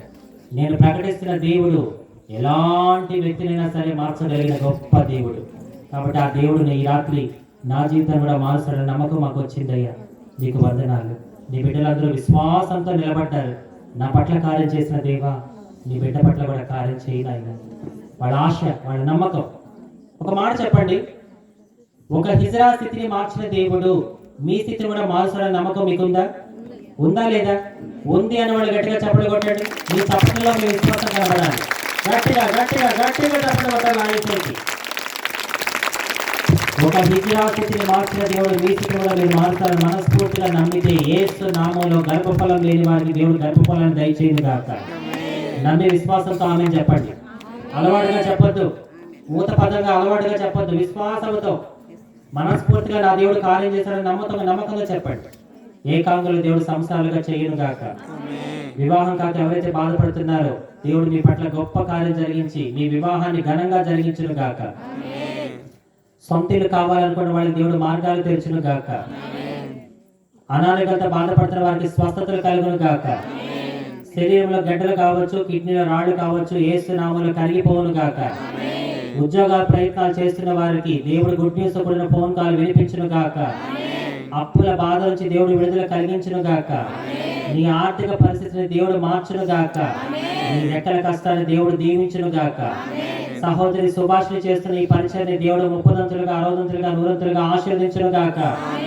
ఒక స్త్రీగా ఆమె చేస్తున్న పరిచర్య చాలా అద్భుతమైనది కాబట్టి ఆమె చేసిన పరిచర్యలో ఎటువంటి పోరాటం వచ్చినా దాన్ని జయించే శక్తిని, జ్ఞానాన్ని దేవుడు ఆమెకు అనుగ్రహించును గాక. ఆమె ఇద్దరు కుమారుల్ని, ఆమె ఇద్దరు కుమార్తెని, 3 పిల్లల్ని కూడా దేవుడు అద్భుతంగా అనేక మంది యూత్ కి ఒక ఇన్స్పిరేషన్ గా వారిని మార్చును గాక. వారి చదువులో దేవుడు వారికి తోడుగా ఉండును గాక. వారి సంఘాన్ని దేవుడు దీవించును గాక. ఈ కొంజేడు గ్రామంలో ఉన్న దెయ్యపు శక్తులు, అపవాది శక్తులు, చేతబడి శక్తులు ఈ గ్రామ పొలిమేరలో యేసయ్య పాదాల కింద పతనమైపోను గాక. ఈ గ్రామంలోని ప్రతి ఇంట్లోకి ఈ రాత్రి యేసయ్య రక్షణ ప్రవేశించును గాక. ఈ గ్రామం ఎప్పుడు పచ్చగా కళకళలాడుతూ సంతోషంగా ఉండును గాక. ఇప్పటి వరకు మీలో ఎవరైనా ఏదైనా పని అవ్వలేదు, జరగలేదు, కాలేదని బాధపడుతున్నారా? ఏ పని అయితే మీరు అవ్వలేదు, కాలేదు, జరగలేదు బాధపడుతున్నారో ఆ పనిని ఈ మే నెలలో యేసయ్య వడ్డీతో సహా జరిగించును గాక. అలాగే తలలు వంచండి, సేవకులు ప్రార్థన చేస్తారు. ఈ ఊర్లో చర్చి కట్టాలని ఇప్పుడు సేవకులు చెప్తున్నారు. యేసు నామంలో దేవుడి చిత్తమైతే ఆ చర్చి నిర్మాణానికి కావాల్సిన ప్రతి అవసరత తూర్పు నుంచి, పడమర నుంచి, ఉత్తరం నుంచి, దక్షిణం నుంచి యేసు నామంలో తన దాసురాలకి దేవుడు పంపించును గాక. ఏలియాని కాకులతో పోషించిన దేవుడు తన దాసురాలు కూడా పోషించుకొనును గాక. ఈ మీటింగ్స్ కి, ఈ 3 రోజుల మీటింగ్స్ కి ఎవరైతే ప్రత్యక్షంగా పరోక్షంగా సహకరించారో ఆ బిడ్డలందరినీ, వారి కుటుంబాన్ని దేవుడు ఆశీర్వదించును గాక. వచ్చిన సేవకుల్ని, వారి సంఘాన్ని దేవుడు దీవించును గాక. అందరూ తలలు వంచండి, ప్రార్థన చేసుకుందాం. చెప్పాను ఇందాక, ఎవరైతే దేవుడికి విలువిస్తారో వాళ్ళని దేవుడు విలువైన వ్యక్తులుగా మార్చుతాడు. నువ్వు విలువైన వ్యక్తిగా మారాలనుకుంటున్నావా? అయితే దేవుడికి విలువించి చూడు. ఆయన విలువిస్తే ఆ జీవితాన్ని ఎలా మారుస్తాడో నీ కళ్ళ ముందు నన్ను నిలబెట్టాడు. కళ్ళారా చూస్తున్నారు దేవుడు చేసిన కార్యం. మీరు వినట్లా, చదవట్లా. ఈ కళ్ళారా చూసి కూడా మీరు దేవుడి విషయంలో అశ్రద్ధగా ఉండద్దు. అందరూ ప్రార్థనలో ఉండండి. మన మధ్యలో సేవకులు ప్రార్థన చేస్తారు. ప్రార్థన చేసుకుందాం. ఇప్పటి వరకు దేవాది దేవుడు తన దాసురాల్ని, అంజలి గారిని మన మధ్యకు నడిపించి పాపము వల్ల వచ్చు జీతము ఏమిటో, దానివల్ల వచ్చే నరకం ఏంటో, నిత్య జీవం ఏమిటో, యేసు క్రీస్తు ప్రభువారి ద్వారా మనం పొందుకునే మేలు ఏంటో ఎంతో అద్భుతంగా తన దాసురాలని దేవాది దేవుడు తన హస్తాల్లో బలంగా వాడుకొని ఇంతవరకు ఎంతో సహాయపడుతున్న ఆ దేవుడు ఎంతో గొప్పవాడు, ఎంతో మహిమ కలిగిన వాడు. ఆయన సర్వశక్తి గల దేవుడు, సర్వాధికార్యం కలిగిన దేవుడు. నీ జీవితంలో, సహోదరి జీవితంలో చేసిన మేలులు నీ జీవితంలో కూడా దేవుడు చేయగలడని నువ్వు నమ్ముతున్నావా? నమ్మితే ఈ రాత్రి దేవుని మహిమను చూస్తావని దేవుడు చదివిస్తా ఉన్నాడు. నా ప్రేమటి సహోదరుడా, సహోదరి, బాప్టిజం కొరకు ముందుకు వచ్చిన బిడ్డలారా, ఈ రాత్రి దేవుడిని జీవితాల్లో గొప్ప కార్యములు చేయబోతున్నందుకు దేవుని మనం స్తుతిద్దాం, ఘనపరుద్దాం. పరిశుద్ధుడైన మా తండ్రి, కృపగలిగిన మా దేవ, సర్వశక్తిమంతుడా, నీకు స్తోత్రాలు, స్తోత్రాలు. ఇంతవరకు మీ దాసురాలిని ప్రభా మీరు నిలబెట్టుకొని నాయన అనేక విషయాలు ప్రభా మీరు మాట్లాడుతూ వచ్చినందుకైనా స్తోత్రాలు. ఎత్తబడిన ప్రతి వాక్యము అయా తండ్రి మా హృదయాల్లో ఎవరైతే మైకు శబ్దం ద్వారా విన్నారో, ఈ యొక్క దూర ప్రాంతం నుంచి వింటున్నారో వారి యొక్క జీవితాల్లో గొప్ప కార్యాలు యేసుక్రీస్తు నామములో జరుగునుగాక నాయన. ప్రభా ఇదిగో నాయన నీ ముందు ఉండి తలల వంచి నాయన అయా తండ్రి నాయన నీ వైపు చూస్తున్నా నీ బిడ్డల కొరకై పేరు పేరుని జ్ఞాపకం చేసుకుంటున్నాం. ప్రతి బిడ్డ యొక్క అవసరాలు మీరు నాయన తీరుస్తున్నందుకై నీ స్తోత్రాలు. బలహీనలు బలపరుస్తున్నందుకై నీ స్తోత్రాలు. రోగులను స్వస్థపరుస్తున్నందుకై నీ స్తోత్రాలు. అయా ఆర్థిక సమస్యలు చెడిపిస్తున్నందుకై నీకు స్తోత్రాలు. ప్రభా ఎవరైతే ఎలాంటి సమస్యలో అయా ఉంటున్న వారి సమస్యలన్నిటి నుంచి మీరు విడిపిస్తున్నందుకై మిమ్మల్ని స్తుతిస్తున్నాం, గనపరుస్తున్నాం తండ్రి. అయా నీకు స్తోత్రములు. మీ దాసురాలు సుభాషిణి గారిని మీరు ప్రేమించి నాయన ఈ పట్టణంలో ఈ ప్రాంతంలో ఈ గ్రామంలో నశించిపోతున్న ఆత్మల కొరకై మీ దాసురాలు ఈ గ్రామానికి నడిపించినందుకై ప్రభా నీ స్తోత్రాలు. ఈ గ్రామంలో సేవ చేయడానికి మీరు ఇచ్చిన కృప కొరకై నీ స్తోత్రాలు. ఈ గ్రామంలో అనేక ఆత్మలు రక్షించాలని వారు ఎంతో ఆశించి ప్రార్థించి ప్రయాసపడి కష్టపడి అయా సంఘము సేవకురాలు మరి గ్రామస్తులు ఏర్పాటు చేసుకున్నట్టు ప్రత్యేకమైన అయా సువార్త కూటాలను బట్టి నీ స్తోత్రాలు. 3 దినాలు నాయన ఎంతో చక్కని వాతావరణం ఇచ్చారయ్యా నీ స్తోత్రాలు. చక్కగా నాయన కొడుకులు జరిగిస్తూ వచ్చారు నీ స్తోత్రాలు. అయ్యా ఇంతవరకు మీరు చేసిన మేలు ఉపకారాన్ని బట్టి మిమ్మల్ని స్తుతిస్తున్నాం. జరిగిన ప్రతి పని అయా పలుపులో తీసుకురండి. సంఘ సరిహద్దులు యేసు నామములో విస్తరించబడినగాక నాయన. 4 మూలల ప్రభా 4 మూలల నుంచి నూతన ఆత్మలు సంఘములో చార్చబడినగాక ప్రభా ఈ స్తోత్రాలు. అంతేకాదు నాయన ఈ ప్రాంతంలో ఒక నూతనమైన మందిరం కట్టాలని తన ఆలోచన బట్టి కూడా నీ స్తోత్రాలు చెల్లించుకుంటూ అయా కార్యములు మీరు జరిగించి మరి ప్రార్థన చేస్తూ దేవానికే వందనాలు చెల్లించుకుంటూ ఈ 3 దినాలు ఎవరైతే నాయన సహకరిస్తూ వచ్చారో సహాయపడుతూ వచ్చారో వారందరినీ బట్టి కూడా మిమ్మల్ని స్తుతిస్తూ ఘనపరుస్తూ ఆరాధిస్తున్నాం. అలాగే మీ దాసురాలు అయ్యా అంజలి గారిని కూడా మా ప్రాంతానికి తీసుకొచ్చి చక్కగా మీరు వాడుకున్నందుకే నీ స్తోత్రాలు. తనతో పాటు వచ్చిన బిడ్డలు వారి యొక్క పరిసర్య ఇంకా భవిష్యత్తులో అనేక ప్రాంతాలు అనేక దేశాలు తిరిగినాయన మీ గురించి చెప్పడానికి కావలసినట్టు నీ కృపను దయచేయమని ప్రార్థన చేస్తున్నాం.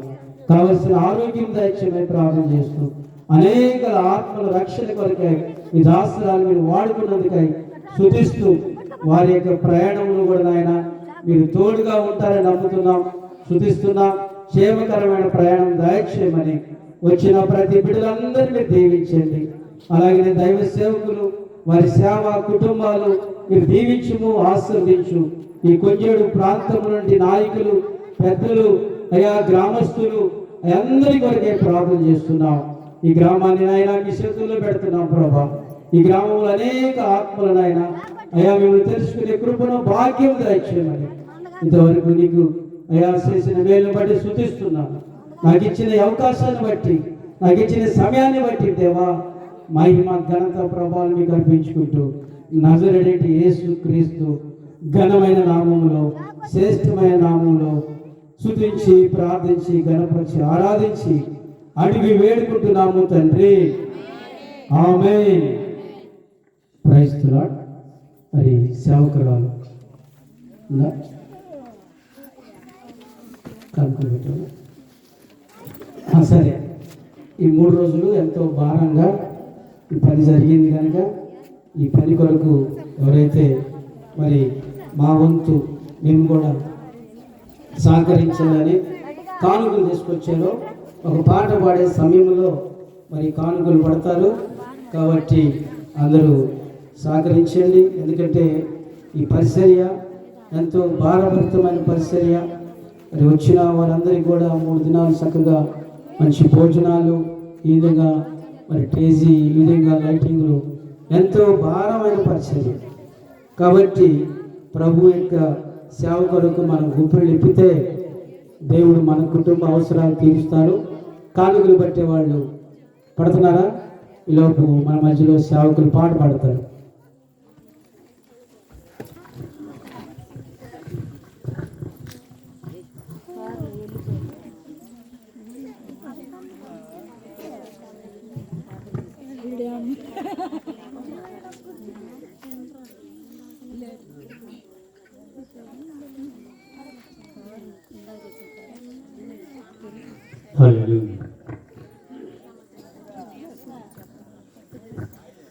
వీణులకు విందులు చేసే యేసయ్య సుచరిత్ర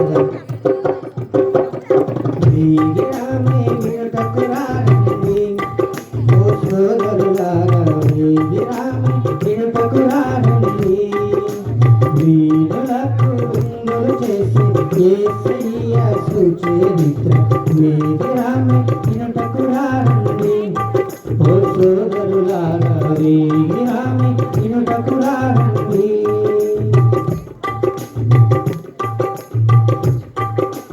రండి వినరా రండి, యేసయ్య ఎవరో తెలుసుకొనరా రండి.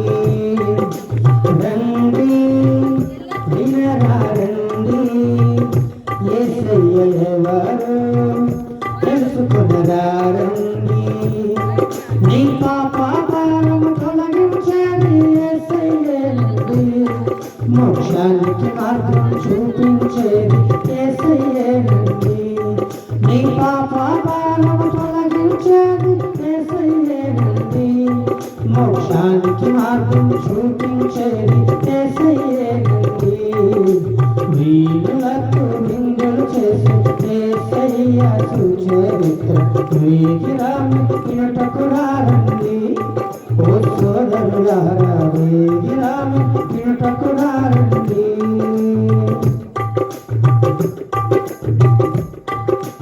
రండి వచ్చి చూడండి, యేసయ్య చేసే కార్యములు చూడండి.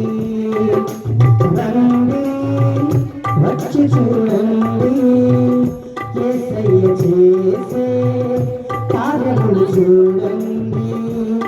నీ వ్యాధి బాధను తొలగించేది యేసయ్యేనండి, శాంతి సుఖములు కలిగించేది యేసయ్యేనండి. నీ వ్యాధి బాధను తొలగించేది యేసయ్యేనండి, శాంతి సుఖములు కలిగించేది యేసయ్యేనండి. వీరులకు నిందలు చేసి యేసయ్య సుచరిత్ర వేగిరామి వినుటకు రండి. సోదరులారా వేగిరామి వినుటకు రండి.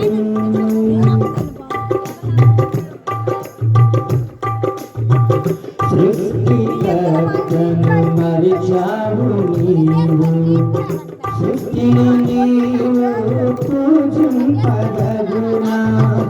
సృష్టికర్తను మరిచావు నీవు, సృష్టిని నీవు పూజింపదగునా.